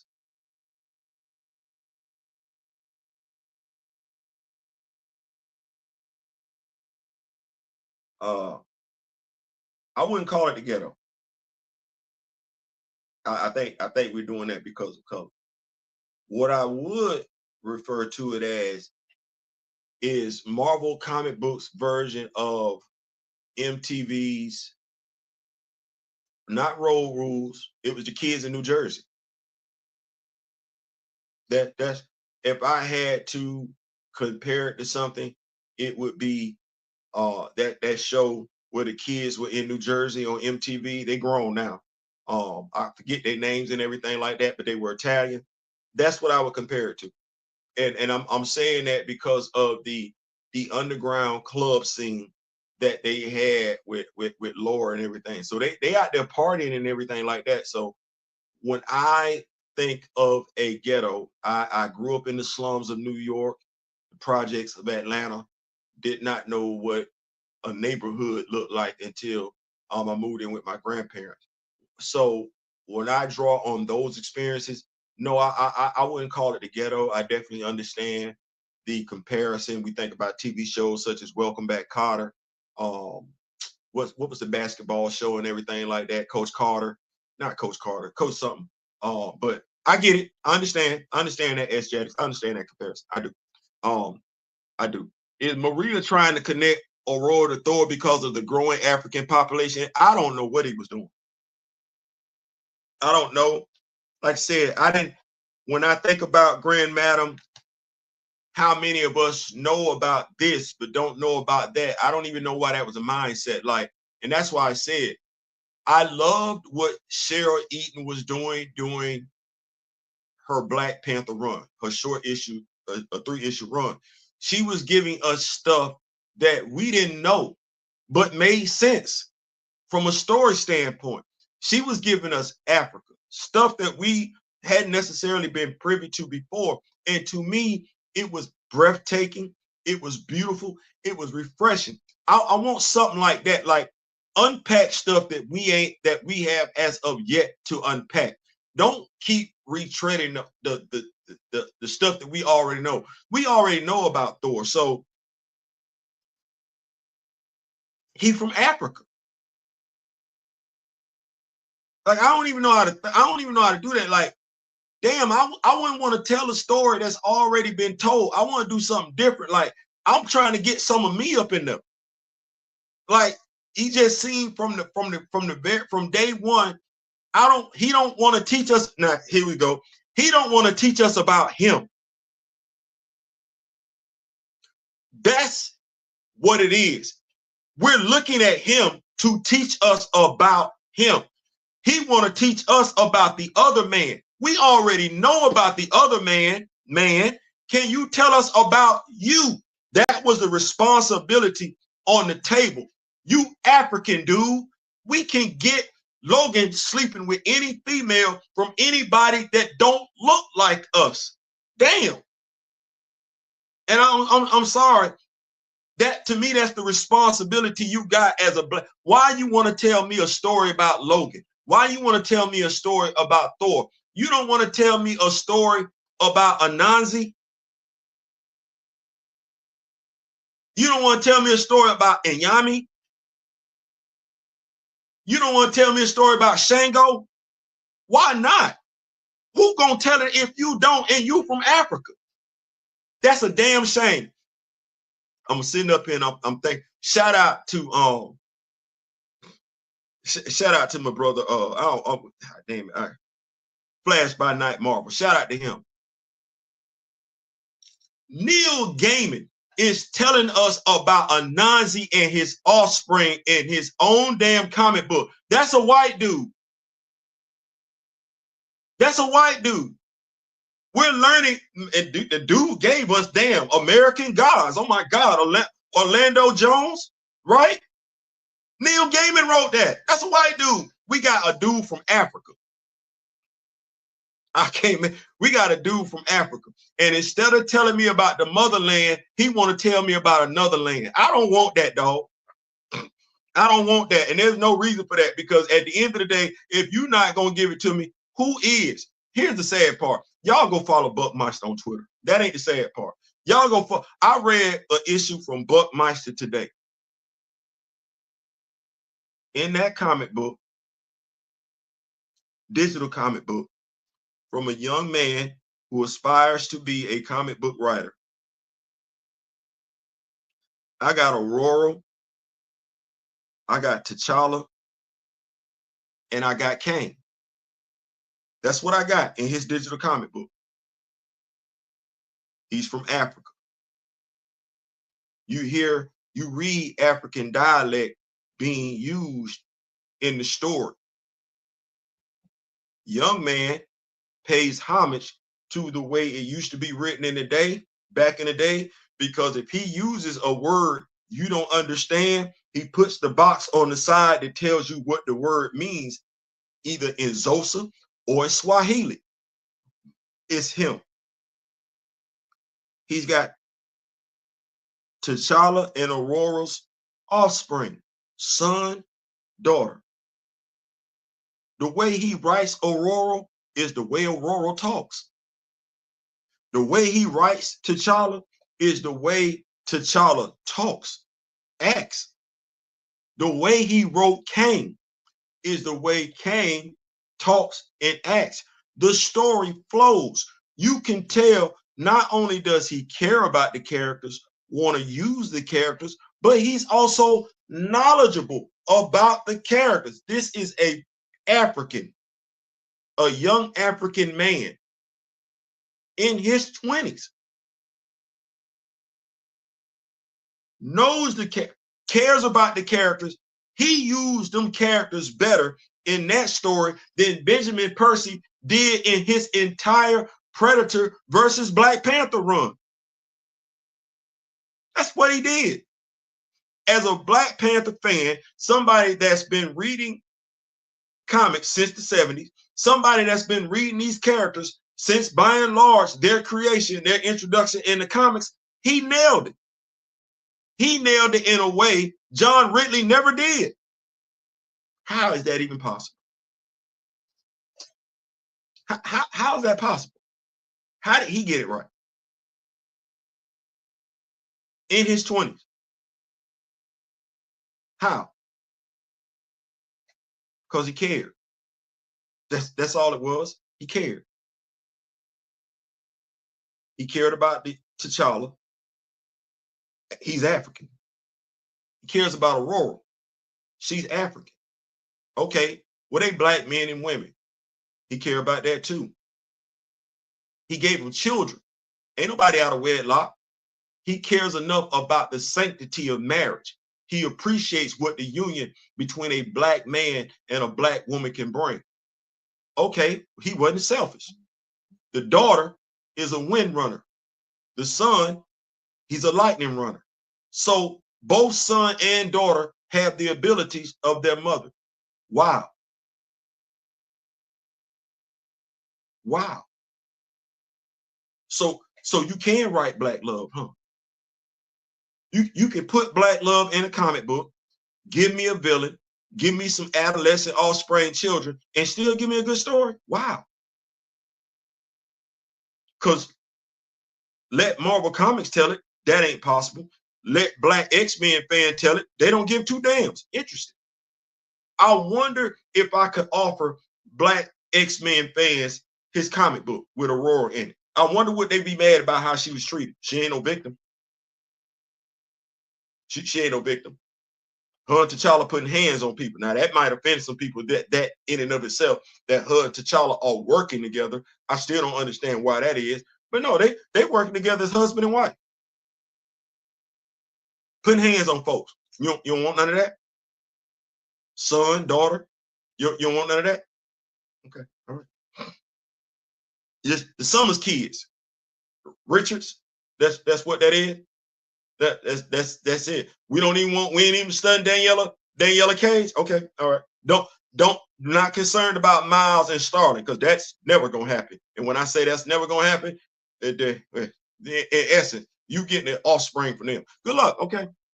I think he just likes to connect Storm to his phase at Grand Madam Tarot, and a lot of his phase be white dudes, Iron Man, Thor, Wolverine. That's crazy. Do you think the X-Men appearance was a money play? Why even have them in the Storm book?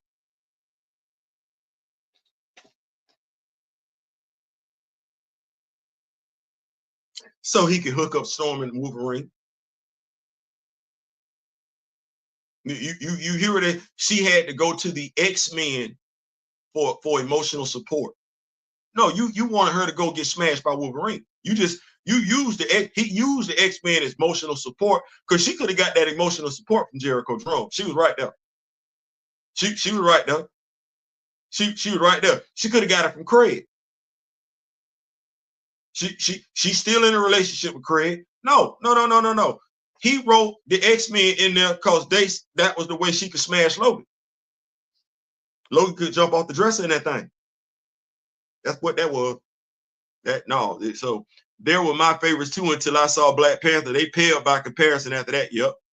2, the excuses ain't working, bro. T'Challa been on a dry spell since the divorce.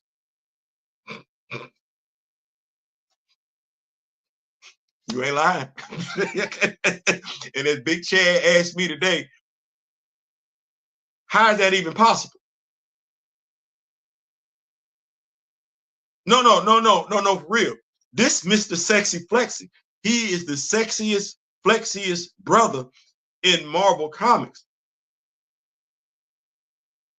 And we know why the Doors, well, we know why Nahanda put them together, but we know what purpose they were supposed to serve after that, right? And nobody, like, in the realm of believability, you mean ain't nobody throwing it at him? I know damn good and well. I think Miss May Kent know better than I do. It's a sister in Africa from a neighboring Wakanda. I cannot remember her name, but she been throwing the draws at T'Challa. You want to talk about a jump off? She been wanting to have his kids since before Aurora. She's still over there. Listen, if he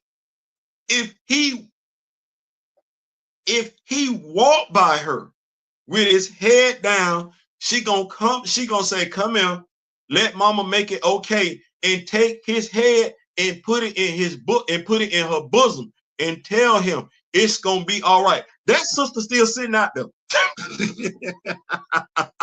And I cannot remember her name, but I remember when her and T'Challa and Aurora were getting married, she said, no, that's my man. Somebody put it in the chat and everything like that. No, I don't. I'm like you. I don't even know how that dude.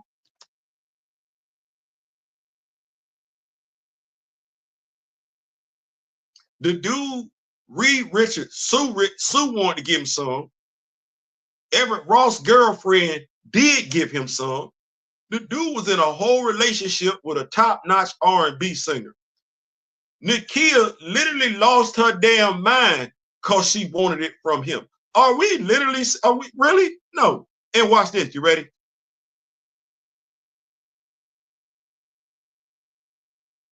Well, I know they said Okoye was married to W'Kabi in the MCU, but Casper Cole then slobbed Okoye down. So I'm trying to see what's good with that.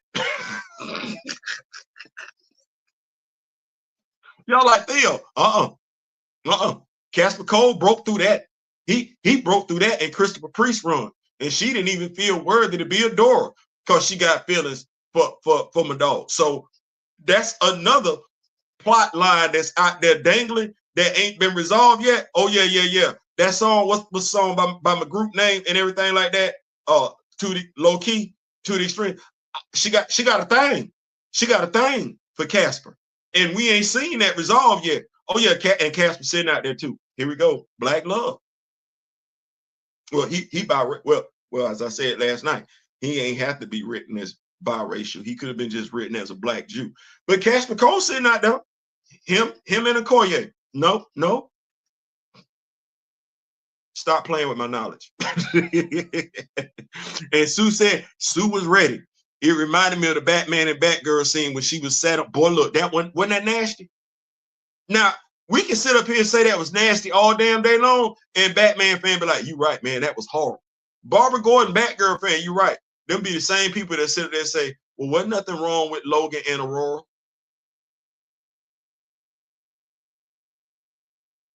Right. I was never a big Logan or Wolverine fan. I do like Thor. I like fantasy. Listen, I like Logan. I got a Logan action figure. I do. I got Laura too. This ain't got nothing to do. And see, that's what people get. People think when you speak on something, if you're not saying what they want you to say, they think you don't like something. I like Logan. He's still a hoe. What Houdini say? He's a hoe. You know he's a hoe. He rocked 3 different freaks after every show. He's a hoe. You know he's a hoe. And this is real. How do you know? Because he told you so. He a hoe. I mean, Iron Man and Wolverine. Wolverine's cool enough. Iron Man never did anything to me. Still Nova, Blue Beetle, Reyes, more of my armor tech dudes. And no, that's what's up. Richards, it's got to get.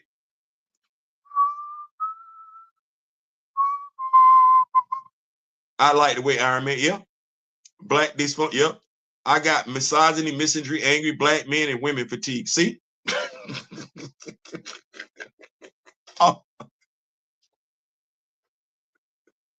I'm with you, Miss Keto. I'm tired of all that. They got me wore out. They got me wore out. I guess I have to ground myself. Listen, I'm apologizing because I've been taking breaks for real this week. I said to myself, you know what? I ain't gonna keep dealing with this nonsense. I'm gonna go play me some Madden. Candace Owens for Aurora live action. Lord have mercy. Getting a black man to tear down black Bible characters and black images beginning to form a pattern. It's obvious now that this is done on purpose. And that was my problem.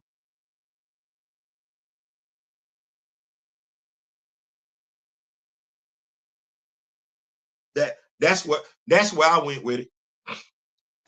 That's why I went with it, and that might bother some people, but that's immediately where I went with it because I'm like, wait a minute. I ain't crazy. Well, I ain't stupid. So I'm like, okay, if I sit back and I play back what Derek said, and like I said, I told somebody, folks making Derek, somebody might need to ask Derek for the lottery numbers, because when folks, I know one YouTuber said when I asked them about interviewing Derek, they didn't want to deal with possible, what's the word they call stuff? Not theory, not speculation. They didn't want to deal with it like that. They felt like basically conspiracy. They didn't want to speak on any type of conspiracy. They felt like what Derek was talking about. And I'm telling you this because we had the conversation. Me and the person had the conversation. So they didn't want to draw no more attention to what Derek was talking about because they didn't want to address conspiratorial things. And me and this person had this conversation in 2021. Well, when you sit back and you look at it, you're like, okay, well, the way T'Challa was portrayed in the MCU is an isolated incident. You sit that all to the side. But then you got John Ridley's run on T'Challa, Black Panther. You sit it all to the side. Them two isolated incidents. Then you look at Dr. Eve Ewing, her run stopping at 10. Once again, that's an isolated incident. How many we got? Then you look at Cheryl Eaton. For no reason, she got limited to 3 issues. And there was no active 616 Black Panther run. Miles Morales, his blood hunt stories took place within his run. T'Challa didn't get the benefit of the doubt like that. No, he just got a blood hunt series. Miles wasn't the only one who had blood hunt stories take place in his run. Thus, his comic doesn't come to an end. No, what we got with Cheryl Eaton, she could have easily took over after Dr. Eve Ewing stepped off on issue 10, and Cheryl could have easily kept that run going with issues 11, 12, and 13. They stopped it.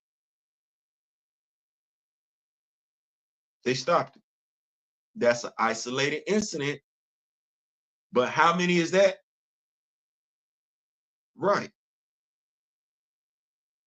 Then you get Tom Breevort's statement in regards to the viability, the non-viability of Black X-Men.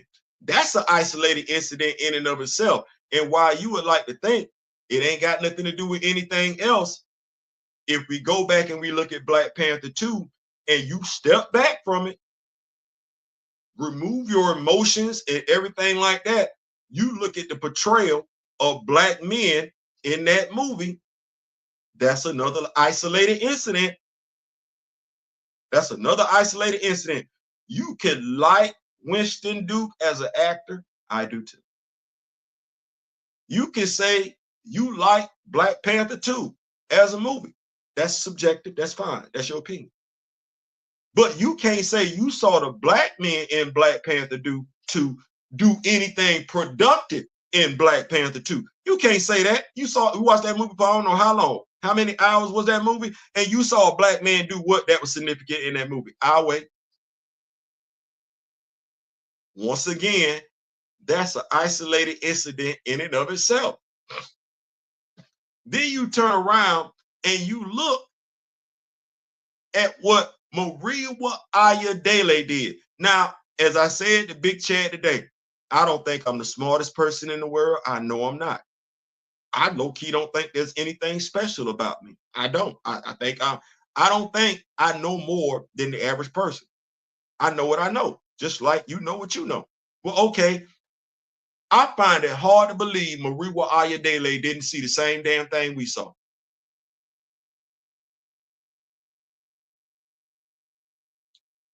He's a comic book writer. He's closer to it than we are. I refuse to believe he didn't observe every damn thing we observe. I'm pretty sure if I asked him, did you see Black Panther 2? He's going to tell me, yeah. If I ask him about the other stuff that we talked about, he's like, yeah, I'm familiar with it. Okay, well, if you know all that and you familiar with all that, how did you make this movie?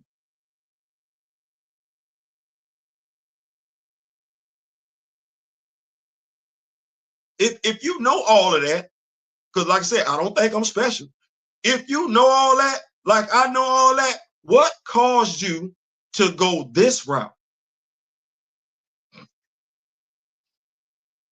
Nobody want to ask them questions. Please, no Miles Slander. Ain't nobody.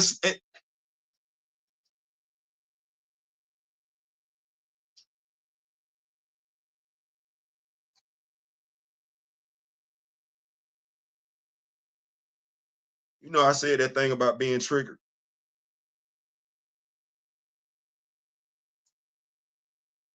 This is why I said that, because I don't even know how long you've been in the video. But I ain't said one bad thing about Miles. I ain't said nothing that could be conceived as something bad about Miles. Actually, all I said was the chances of Miles and Starling having a child within your lifetime ain't no different than T'Challa having a child with somebody else in my lifetime. But you see how you bring up Miles like that? That's when I talk about being tricked. And what you're going to do is you're going to punish me.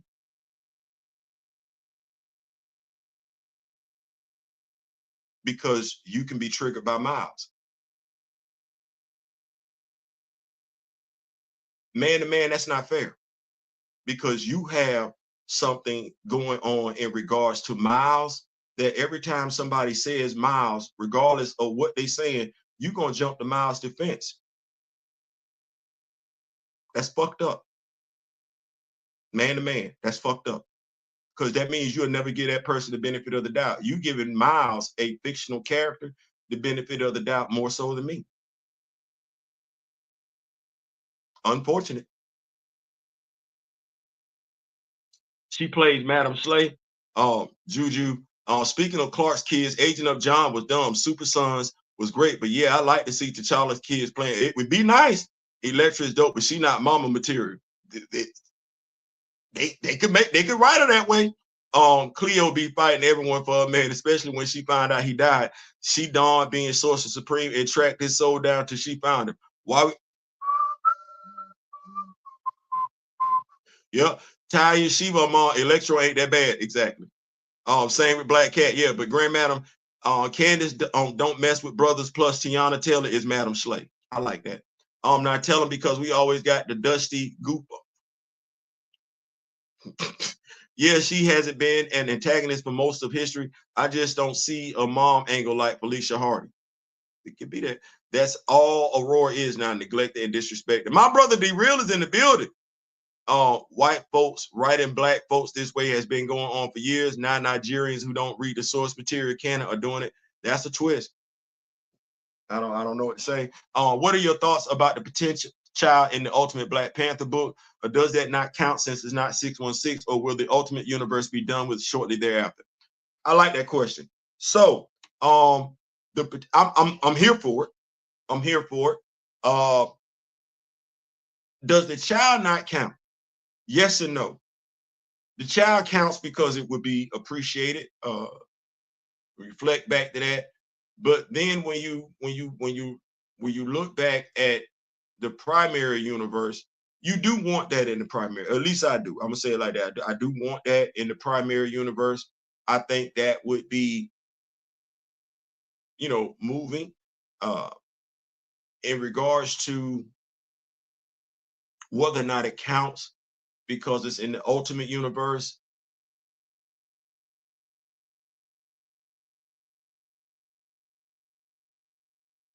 I could say no, it doesn't count. I could, because of what you just alluded to at the last part. The ultimate universe is going to die shortly thereafter. But now, one doesn't have to mean the other. If they do introduce a child, right, uh, between T'Challa and Aurora, who's to say when they do in this ultimate run in this ultimate universe, they couldn't do what they did with Nick Fury, the ultimate universe, Nick Fury and Miles Morales, as in bring the child over. So um, if they brought the child over and we got something along the lines of what we got with Scott Summers and Jean, they got a child, but they didn't have the child. So it would be one of those things where T'Challa and Aurora have a child, but they didn't have the child. Then I would look at that differently because that would move the needle. Um, that child would then be relevant in a way in which the child wouldn't be relevant if the child is going to be on the ultimate universe and they just going to do away with it. So it's a loaded question, but that's how I feel about it. They have the child, bring the child, which would be an interesting storyline. It would be along the lines of what Jonathan Hickman was trying to do, except the child wouldn't be an infant. This child would probably be an adolescent. That was one of the things he was looking at. When Aurora came back, she was going to be pregnant with her and T'Challa's child. So now it would be one of those things where dad know he hit it, but he ain't know she was pregnant. And she ain't know she was pregnant. She just thought she was going through something. So now mom and dad got to deal with the fact that they raising this child. That would be a interesting uh story for uh there to be a offspring of T'Challa and Aurora's, and for that offspring to find its way from the ultimate universe to the 616, and now T'Challa and Aurora have a child together they didn't know that they had, and he looking at them like, no, y'all mommy and dad. I Now here's the thing, because it's kind of similar to what was happening in Justice League with what was it, Iron Eagle, Iron Hawk or whatever, John Stewart and Hawk Girl's son. That would be daring.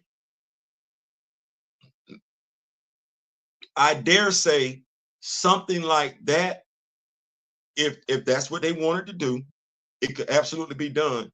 But it would be something like that that would be needed to do away with what he just did in issue 3. Because I think if you do something like that, where the child is going to be the reason that they reunite, we as readers would look past what Maria did in issue 3. I think that would be a great story. I think you could get whether we want to call it a 5-issue limited run, because we've done this with the Summers clan when their children were being introduced. It could be a 5-issue run. It could be a 10-issue limited run where it's called whatever. However you feel about it, Storm and Black Panther and Storm, T'Challa and Aurora, Aurora and T'Challa, however you want to call it, where the driving force behind them getting back together would be a child, daughter, son, daughter. Could be twins. I don't get it. Where the children are the driving force behind them getting back together. I think from that you could do some interesting stuff. Hell, that could be the oldest child, and then you could go around introducing some younger children from T'Challa and Aurora. So, great question. Great question. Greetings, Theo, and everyone. Storm on the rebound with Forge. It would have made more sense.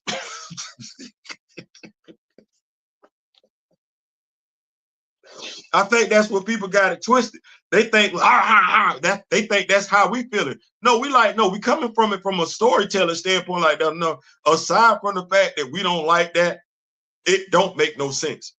Prophet, that ain't a twist. Most Africans that come here have the colonizer mentality. Godfrey even spoke on it before. And see, I try not to use the word most because I ain't met most. I try not to use the word most because I ain't met most. And then, like I said, I've had some great interactions with brothers and sisters from Africa. I have. Now that said, there are, and it's like that with every demographic. So I'm not going. I think it's unfair to just look at that. I think it's, my thing is education.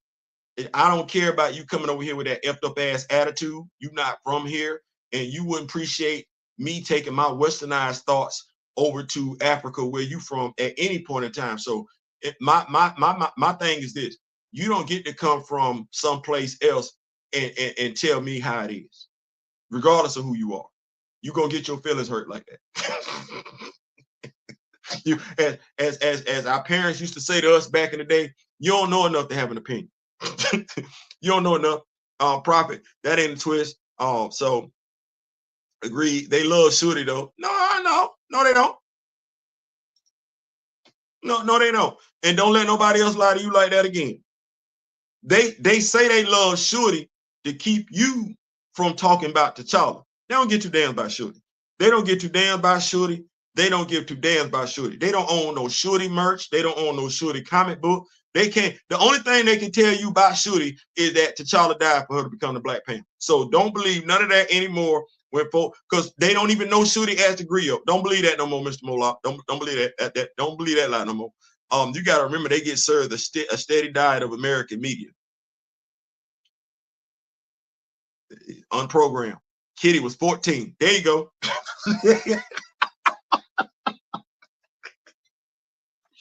My brother be coming through with the cleanup. Y'all don't see it. They love MCU Shorty. They don't love MCU Shorty. They don't love none of them damn Shorties. That was just talking. Ain't Shorty still sitting in Ollie's? Shorty still sitting in Ollie's. When the last time somebody capping for Shorty showed you their Shorty comic book collection?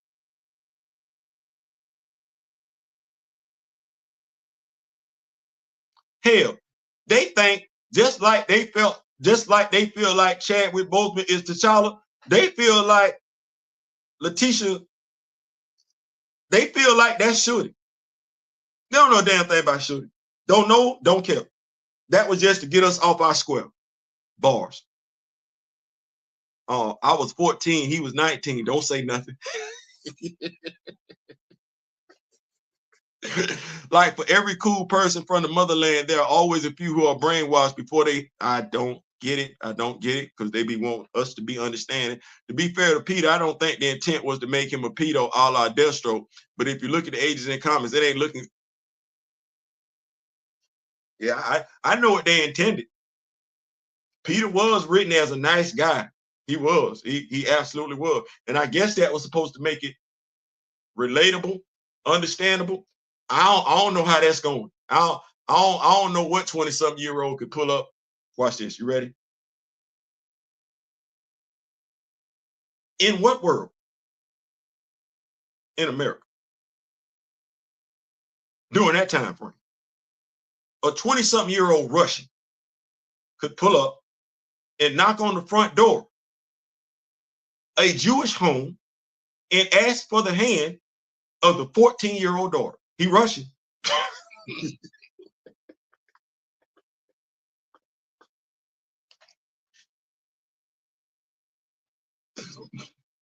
All hell finna break loose. If that was so I don't know how they got us to be okay with it. We sitting there reading like,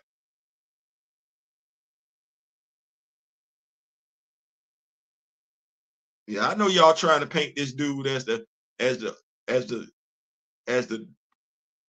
artistic kid that don't. That's a grown ass man. that's a grown ass man, and he falling in love with an underdeveloped 14-year-old. It was nicer than the way Deathstroke fell in love with old girl, and she was wearing makeup. At least Kitty wasn't wearing makeup. This old girl over here with Deathstroke was putting on makeup and everything. I was like, that's sick. But you know, I didn't write it. Folks seem to love it. I never got that Kitty Pryde love. She was the least interesting Excalibur member to me. I only like Ultimate Kitty. The writer hinted at a future interaction with T'Challa and that we should wait for the complete story. T'Challa getting Logan's sloppy seconds is not a win. You know what? Appreciate that behind the scene. I'm gonna wish him the best of luck on that. I am. I won't be around, and I mean when I say I won't be around, I won't be reading the comic. I'm not gonna check for his comic. I'm not, and it'll be one of the few comics that T'Challa shows up in. I won't be buying. I won't be purchasing. The mindset that wait. That's been a word that's been used way too often in regards to T'Challa related stuff for me. Wait. That's what they said with recast T'Challa in 2021. Wait. I got people that's older than me that waited till they was damn near 50, 60 to get a live action Black Panther. T'Challa. Wait. Wait on the character to be recast. Wait on the character to get his own comic book. Now wait on the character to do what? Re-engage with Aurora? As I've been saying, shout out once again to Flash by Night Marvel. I got T'Challa at the house, and I'm encouraging all of my brothers and sisters to move the same way. Stop waiting. It is disingenuous for a Black person to tell another Black person to wait on any damn thing somebody else ain't had to wait for. He made his bed, he got to lay in it. He stepped into this comic book promoting something that had nothing to do with the very country he hails from. He wanted to promote Norway. No, dog, I'm checking for you from Africa. I ain't checking for you to do nothing else except educate our brothers and sisters on the motherland. That's all I'm looking for you to do. I'm looking for you to do no different than what Cheryl Eaton was loving to do. So he gonna get held to them standards? No, I can't consider this my comic book review for Storm 3. I'm not doing it. I'm not putting it out there in the ether. It's disrespectful for him to keep telling Black folks to wait. Means clearly he ain't ever had to wait on something before in his life. What he can do now is wait on us to help him with themselves. I'm gonna say it like this because I saw some other people kind of, if you down for Black love, you're not tolerating this. Learn to draw the line in the sand. If you don't like Black being disrespected, stop settling for Black disrespect. You can love Aurora, you can love Storm, you can love T'Challa, you can love Black Panther, but you ain't got to participate in their disrespect. I see a lot of X-Men fans that are Black not wanting Black Panther fans to tap out. You keep reading that filth. You don't mind her being a jump off, you read it. But if you are somebody that considers yourself Black, somebody who considers yourself to be conducting yourself with some type of self-respect, don't let them talk you into buying Storm. What is that doing at the end of the day? You doing it for the Black writer that ain't respecting the character that you caring about. So you doing it for the Black writer that don't even give two damns about Black love. That's what you doing it for. In essence, the Black writer don't care about what you care about in regards to Black. Safe to say the Black writer cares about white stuff. That's what the Black writer has said. That's what the Black writer has displayed. Safe to say the Black writer cares about putting money in their pockets from Black people that are going to entertain what he's doing with a Black character in regards to white character. Okay, why?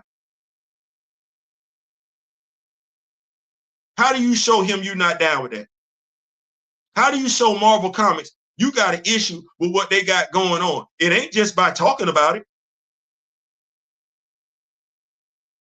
I like Prodigy. I stopped buying NYX. I don't even have a Prodigy action figure yet. But it ain't like I ain't got the action figure in the house to customize Prodigy. In essence, I have Prodigy at the house, no differently than I have Sync at the house. I don't need to read the characters that I care about be belittled and disrespected just to be exposed to them. I'm asking us why. I'm not perfect. I'm not special. I do love black. Not at the expense of another race, another ethnicity. I do love black. Thus, I'm not going to sit back and watch black be disrespected for no reason.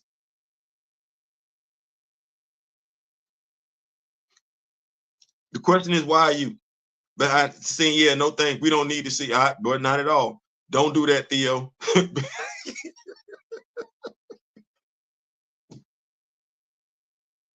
We accepting stuff, right? We accepting stuff. I say T'Challa get Logan right where it hurts. That's what I said. That's what that would be like. Oh, okay.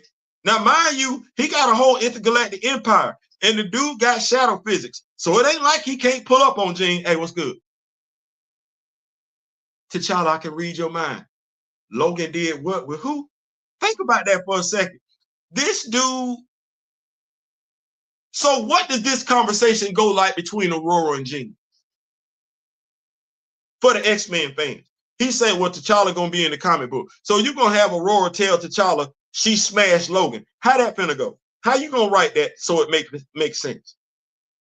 Because from a character perspective, as I stated before, she would tell T'Challa that's what that was. Okay, well, if she gonna tell T'Challa, and we know T'Challa and Logan had a conversation in the Wolverine comic book, what's supposed to happen?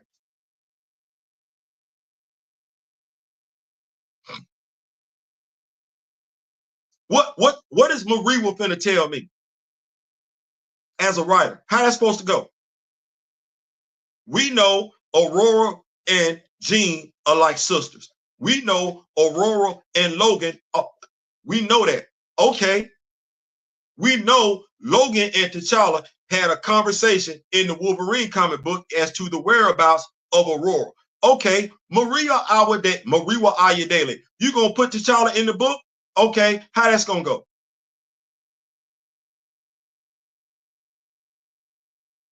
These fictional people, but the story gotta make sense, right? Okay, so how that gonna go? He talking about T'Challa. What about Craig? In essence, she cheated on Craig. Damn all that other stuff, because you, as her writer, from the first issue through the third issue, has failed to resolve their relationship status. You failed. Looking so hard at Thor, looking so hard at Logan, you totally ignored the black men she was already involved with. Good luck. I won't be there. I won't be there. I will please to thank you. Jennifer Walters is a whole freak. Yes, Lord, she is.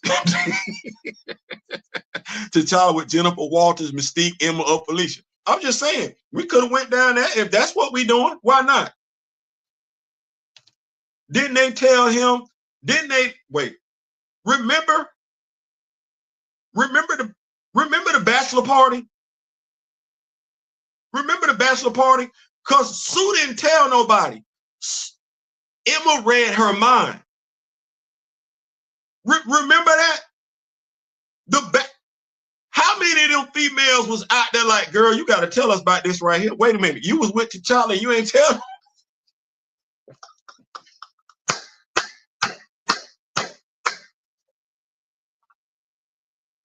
Even the female thing was like, oh, you could have got you some T'Challa? Oh, tell us all about it. No females over there in the comment. That's how that dude has always been written. Any of them females over there would be more than happy to have that dude jump off the dresser.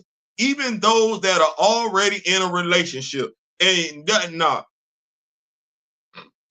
I can't. He did. I think it'd be more like T'Challa sleeping with Emma Frost, since we are playing up some bizarre beef between T'Challa and Logan. Emma and Ro don't like each other.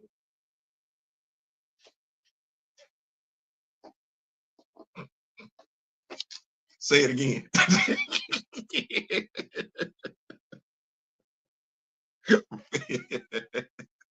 Say it again. Watch this. Here we go. Because you're not wrong. You're not wrong. Play it out. Emma single, T'Challa single. Play it out. Because we can write this any old type of way. Okay, if for whatever reason Emma and T'Challa smash, Aurora's response would be what? She not gonna sit up there and say, from her character standpoint, well, I slept with Logan, so it's okay. No, she would be feeling some type of way.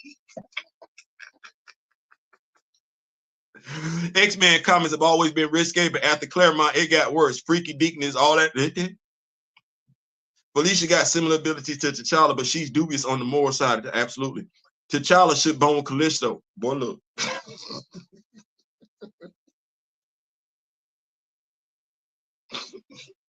And I just want X-Men fans to understand. T'Challa fans are very, very knowledgeable of X-Men characters. Very, very much so. Very much so. So we can dish out as good as we get. We can. Or maybe Princess Xander.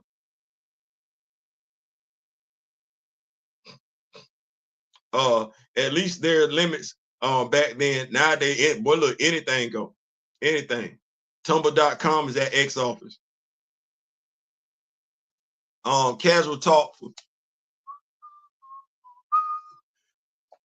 My brother saying it for what it is. Casual talk for y'all. See that comment? Y'all see it? Flag on the play, throwing the sexist label on the field hypocritically. Hey. D-Real, they were called love buddies in my day.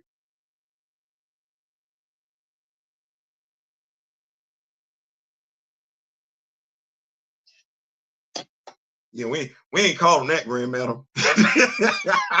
It was what Big Bro said. You know the real deal. My ex-hubby used to jump off the dresser literally. Boy, look here.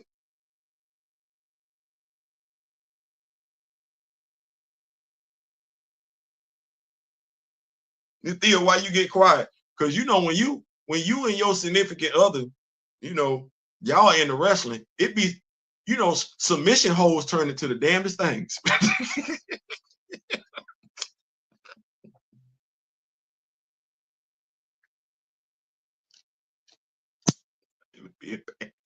I'm being bad. I got to stop that. I don't want to see T'Challa and Monet since they have a storyline to pay off. Jessica Drew, why not? Why not? Why she got to be with Pietro?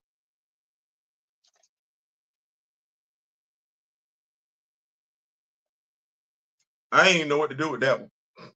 I like, so I can't get Monet and Sync together. It's got what? Put Pietro back with Crystal. Put him back with Crystal.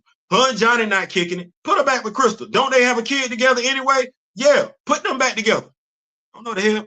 I knew it was the reason I didn't mess with X-Men too tough in recent time. Listen, let it slide off your back, bro. Got to pick those battles. I'm trying.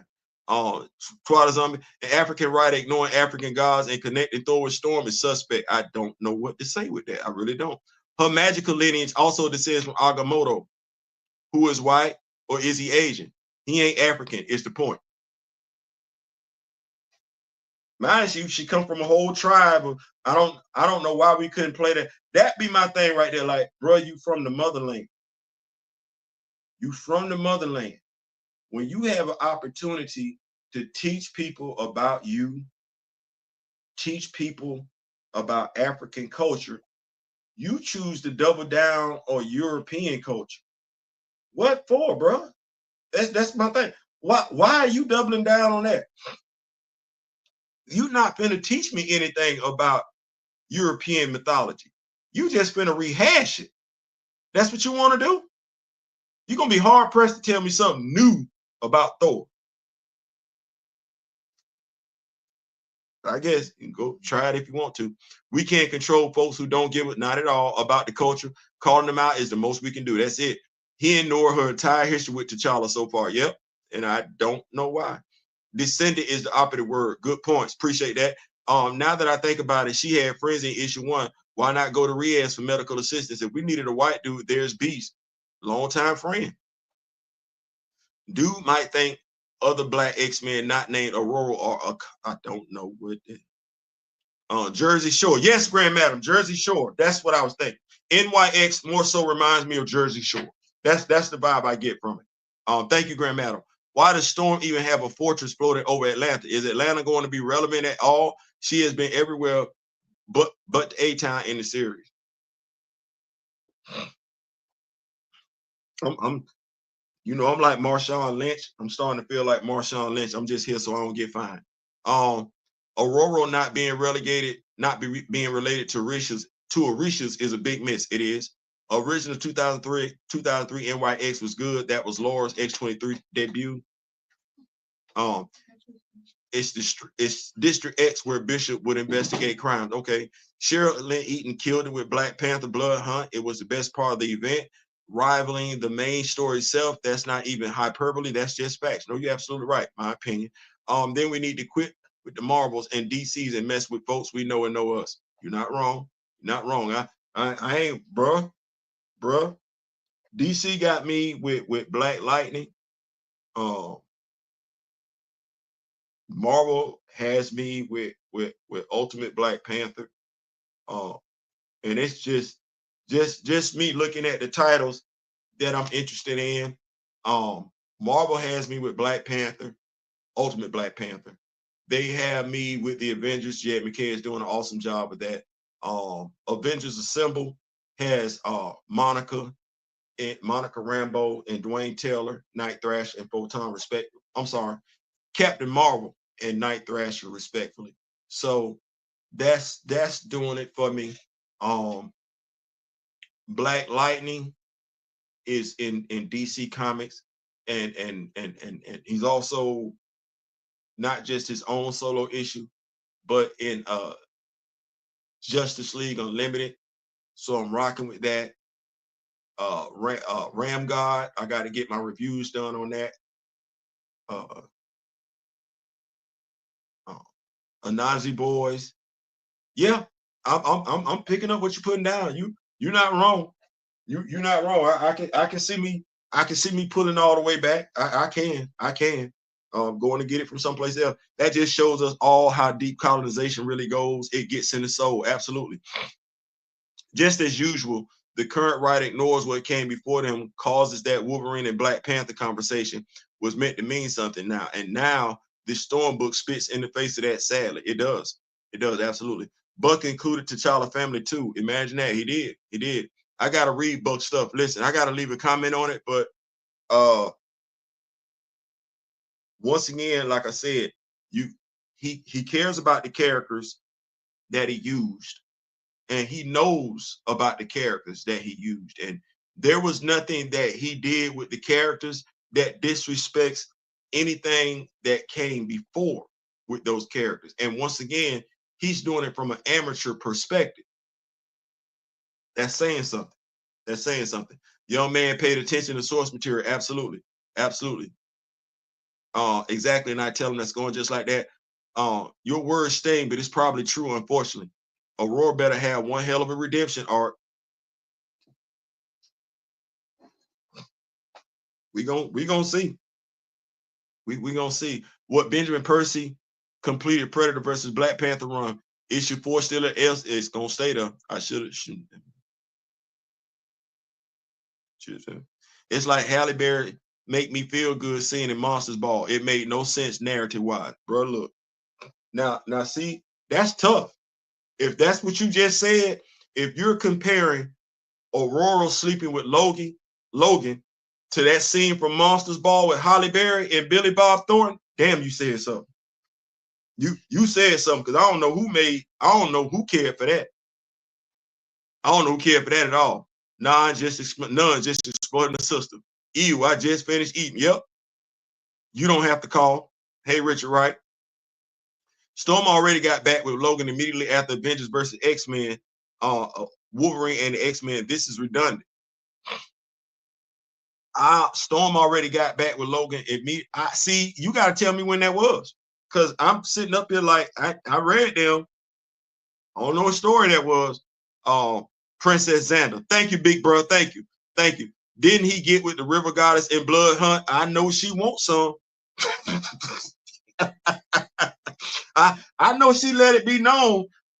I know she let it be known she think he's sexy.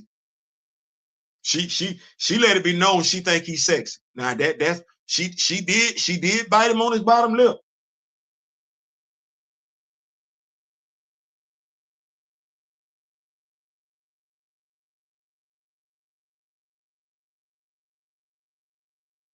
Reed Karami drew that thing, didn't he?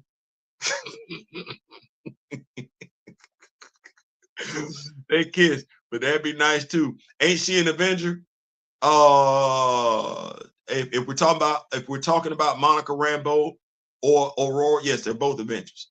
T'Challa doesn't let any grass grow under his feet. I remember when T'Challa had two fighting over him while he was on. Listen,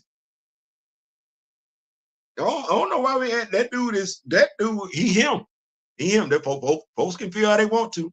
The fiendish Zhang Zhu kidnapped T'Challa and Luke Cage just to throw Shang-Chi's sister at T'Challa.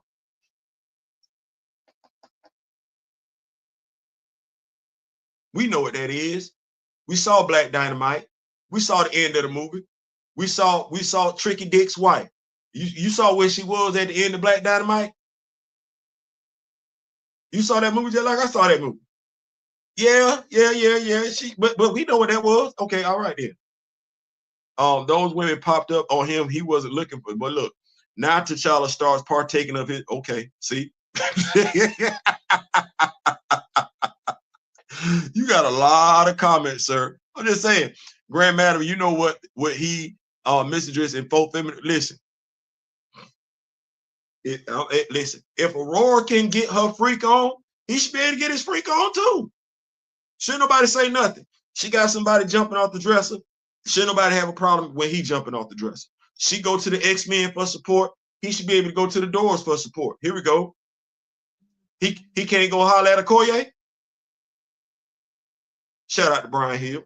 Because he needs some emotional support. He can't go holler at Okoye. She can't put his head between her bosom and reassure him that he's a strong black man. Why not? I like it. You know what, Brian Hill, appreciate that, good Lord. Appreciate that, big dog. Appreciate that. We're going to get him right. We're going to get him straight. We're going to get him straight. Just saying, I'm playing more ball to gate 3 over supporting these. Listen, when we get done with this, I'm going to give myself some time. I'm going to go in there and play me some NCAA college football, Butler State University. I ain't got time for this. I don't even want, but I ain't got time. Rather play some ball. Yeah, it is. Her name was Quafar. Even when Shang-Chi, Luke Cage, and T'Challa defeated Zhang Zhu in the hand, Shang-Chi said that T'Challa was so honorable, he didn't object to them hooking up at all. Don't nobody have a problem with T'Challa getting with them, come on. Don't nobody. T'Challa still declined, and Luke Cage was pissed. Yep. Read Black Panther Bad Mother. T'Challa punks Diddy.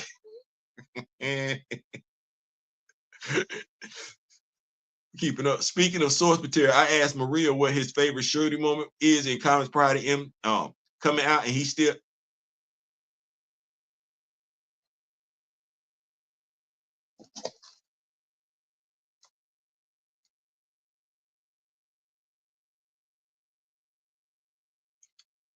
I don't know what to say. I did say before. What did I say in regards to writers?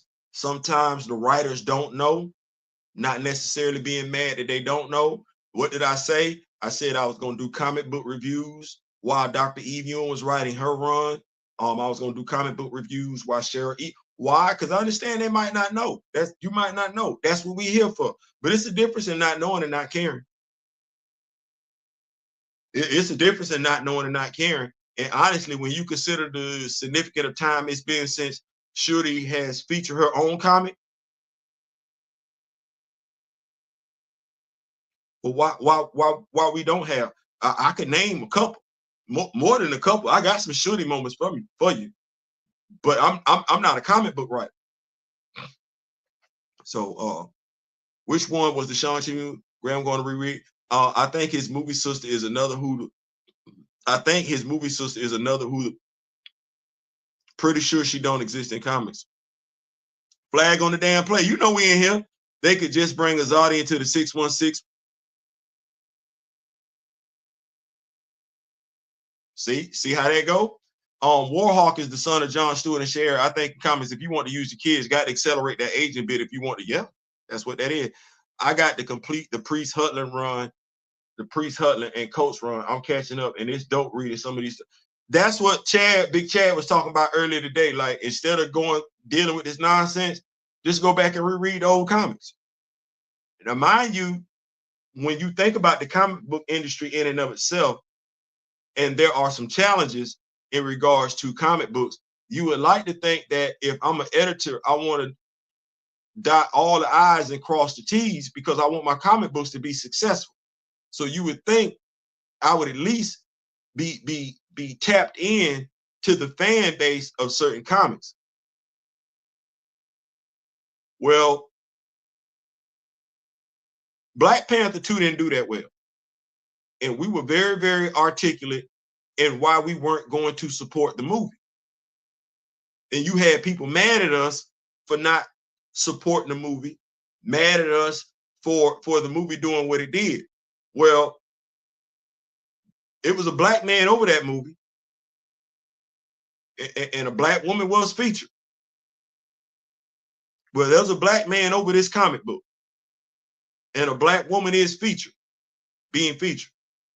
Well, no differently than with Black Panther 2, we're telling you ahead of time why we're not going to support Storm. What we don't want to hear later on, it was our fault. No, it's not. No, it wasn't.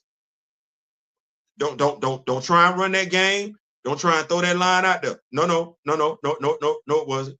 We told you what we wanted day one. You chose to do something different. So when what you chose to do different does not pan out financially like y'all thought it was, and the comic book get canceled, do not pivot. Don't spin the block. Don't come back hollering at Black Panther fans, because we told you black love, black representation, black imagery. We told you why we felt the black baby, that black star child. We told you why we felt that way. So don't come back and say we don't know how to support black men. Don't come back and say we don't know how to support black characters. We're not going to support any and everything that's black just because it's black. We're not going to support black that's detrimental to black. Just so we clear. Just so we clear. I'd be a young Cable situation. Keep the rest of the next Avengers gang in the present too. Next Avengers, new Avengers. Yeah. So I just want to be clear. Storm has to purify itself somehow. Clean slate, Siege Perilous. The flashback to WW2 with Namor meeting T'Challa's grandfather was amazing. I love Hutland's run, except the Claw retcon. Understood. Got that. These seasons, that would mean Cap and Widow would have to have discussions. Yep. Shuri is the Queen of Ollies. Just saying Sage ain't enough. Nope. Everett Ross, Tucson Fit. Yeah, all them. All them.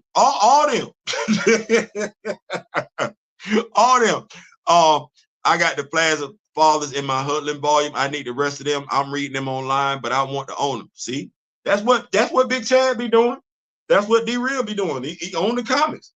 Me, own them, read them, online, got the action figures. I'm good. Like my brother said, we got Wakanda at the house. I can't think of a way he can fix any of this at all with nothing he does at this point. He gonna own it. He gonna own it. I'm like you. In a world where the unreal, I got T'Challa, Aurora, money at the house, and I want some custom. See how you like me? T'Challa, Aurora, and Monet at the house. I can read this, but I'm not dependent on this. I got enough right here. I ain't even got to do this. I don't. In a world where the unmelanated have just shown us all their natural chap asses, I ain't. You see how my brother D-Real just asked me that question? and I just gave you a list of what I'm pulling back on, that's what it is. I'm gonna be very, I'm gonna be so pro with it. But no, I'm good. I'm good. I'm not gonna keep signing up for that nonsense. I'm not gonna sign up for it if somebody else does it. I'm not gonna sign up for it if we do it. I'm not doing that. Not doing that. My brother, big brother, say, "Welcome to my universe." My elder, my mentor, my advisor, Mr. Ray Smith, is in the building. Y'all have no idea. Yeah, that D-Real is the actor. Him and Byron Smith. If I mess with anybody in the entertainment industry, it's them two. Mr. Ray Smith is that black man that every older black man, every black man needs to have. So, and when I say that, we all need an older black man we can have conversations with. Make sure we stand on our square. Mr. Ray Smith is that to me. So thank you so much, Mr. Ray Smith, for putting up and everything like that. Thank you so much. T'Challa to Logan, I hosted the Phoenix Force today. It ain't like he unfamiliar with the Phoenix Force. I remember him actually having a conversation with the Phoenix Force saying, "Don't let this cat tame you." Yeah, I read that, Ron. I read that. Jean Grey's out of space right now. T'Challa's fixing to turn Meridian.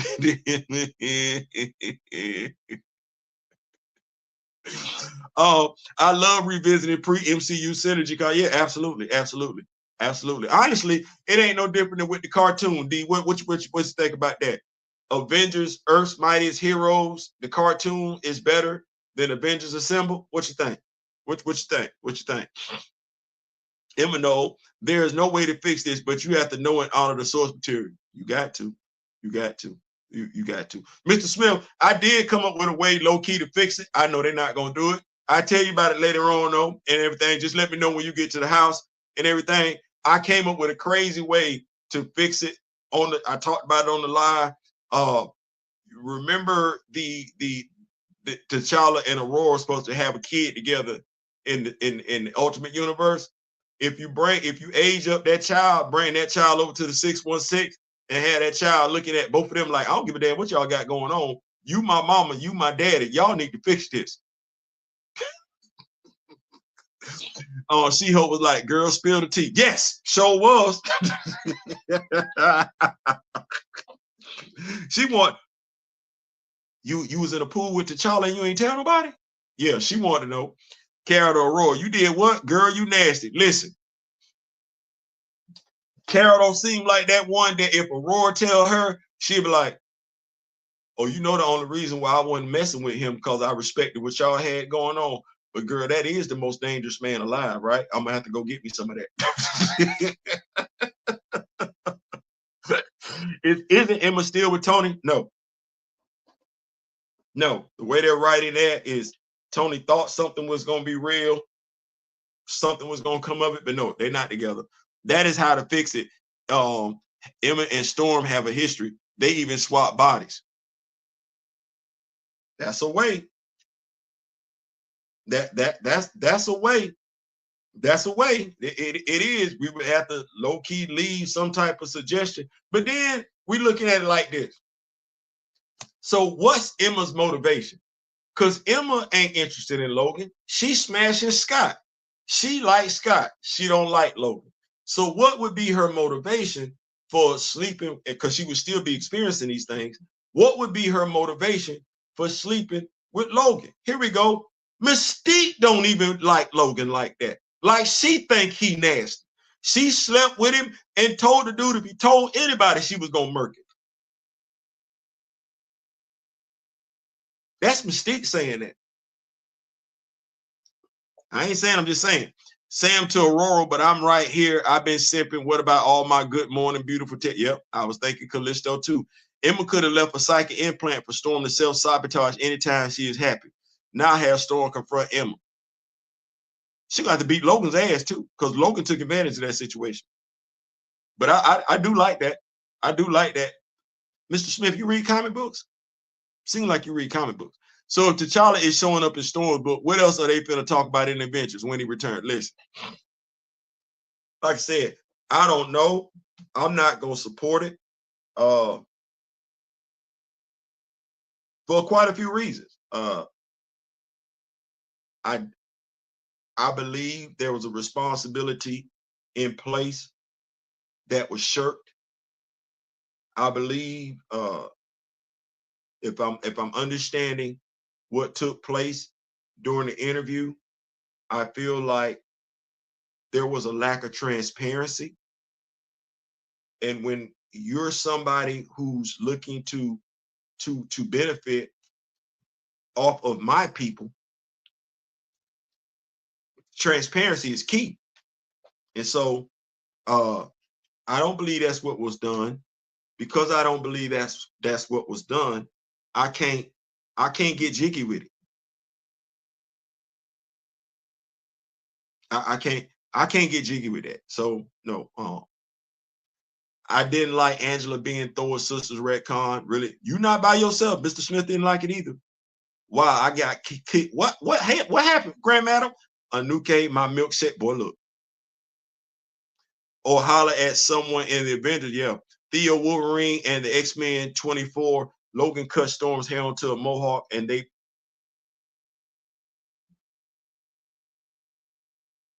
I'm gonna check that out. I'm gonna check that out. I'm gonna digest that. You say they say Wolverine and the X-Men, issue 24. Now, here's the thing that I'm gonna ask you, Steezel. How that fit? Because she's never worn her hair in a mohawk during the entire Krakoan age. Not a bald-headed mohawk.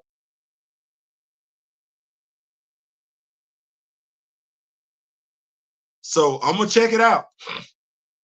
I'm gonna check it out. They're back together. So T'Challa need that door coming out the water. The royal is clean. Got to get ready for 5. See y'all on the other side. He ain't lying. It's 8:07. We about to be on up out of here and everything like that. Y'all remember when T'Challa almost bagged Susan? So yeah, we about to be on up out of here and everything like that. Man, thank y'all so much for pulling up. I really do appreciate it. I'm gonna check this out and everything. But hey, keep hope alive.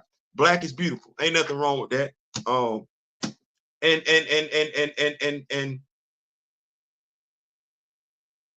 if I could leave it with this, black is beautiful. It absolutely is. I'm gonna always be a champion of that. That's what that is. Don't misunderstand what I'm saying, because you got something going on in your own life. I try my damnedest not to hold people accountable for the way I feel about certain things, and that's not fair to keep doing that to somebody. It says more about you than it does them. That said, we say black. It's supposed to mean something. It's supposed to represent something. It's supposed to be about something. It's supposed to be about something that we care about. And if, as I alluded to those earlier incidences that are all isolated, yeah, they all isolated when you put them off on their own. This was way before Hickman, X-Men. Okay, well, okay, so before Hickman's X-Men. So this is coming before, because you see where I'm at with it, Steezel. This is coming before what? If it's coming before Logan talks to T'Challa, then Logan know T'Challa, because that conversation don't make sense. If he and Aurora back together, then that conversation in the Wolverine comic book doesn't make sense. None of it makes sense if you take Jed McKay's Avengers run into consideration. The conversation that Aurora and Kara are having, that don't make sense if Aurora and Logan, I'm not saying they aren't together, but none of that is consistent with the storytelling if they are together. That's an editorial thing, that's a writing thing, and that's something for us as fans to take note of and point out. That said, I'm out. Make sure you got your notifications on. My brother D Real and I will be coming to y'all later on this evening, Friday night vibes, 9:30. We vibing. We ain't doing nothing serious. We're gonna joke. We're gonna laugh. We're gonna have a good time. So bring what you drink. Bring what you smoke. There you go. Bring what you drink. Bring what you smoke. Pull up. We gonna joke. We gonna laugh. We might bust into some notes and everything like that, but we gonna have a good time. It's Friday. Listen, I'm out. In memory of the late great Chadwick Boseman and Don Cornelius. Till next time, whether we agree or disagree, ain't got nothing to do with that. I love each and every last one of y'all, and I wish each and every last one of y'all love, peace, and so we out.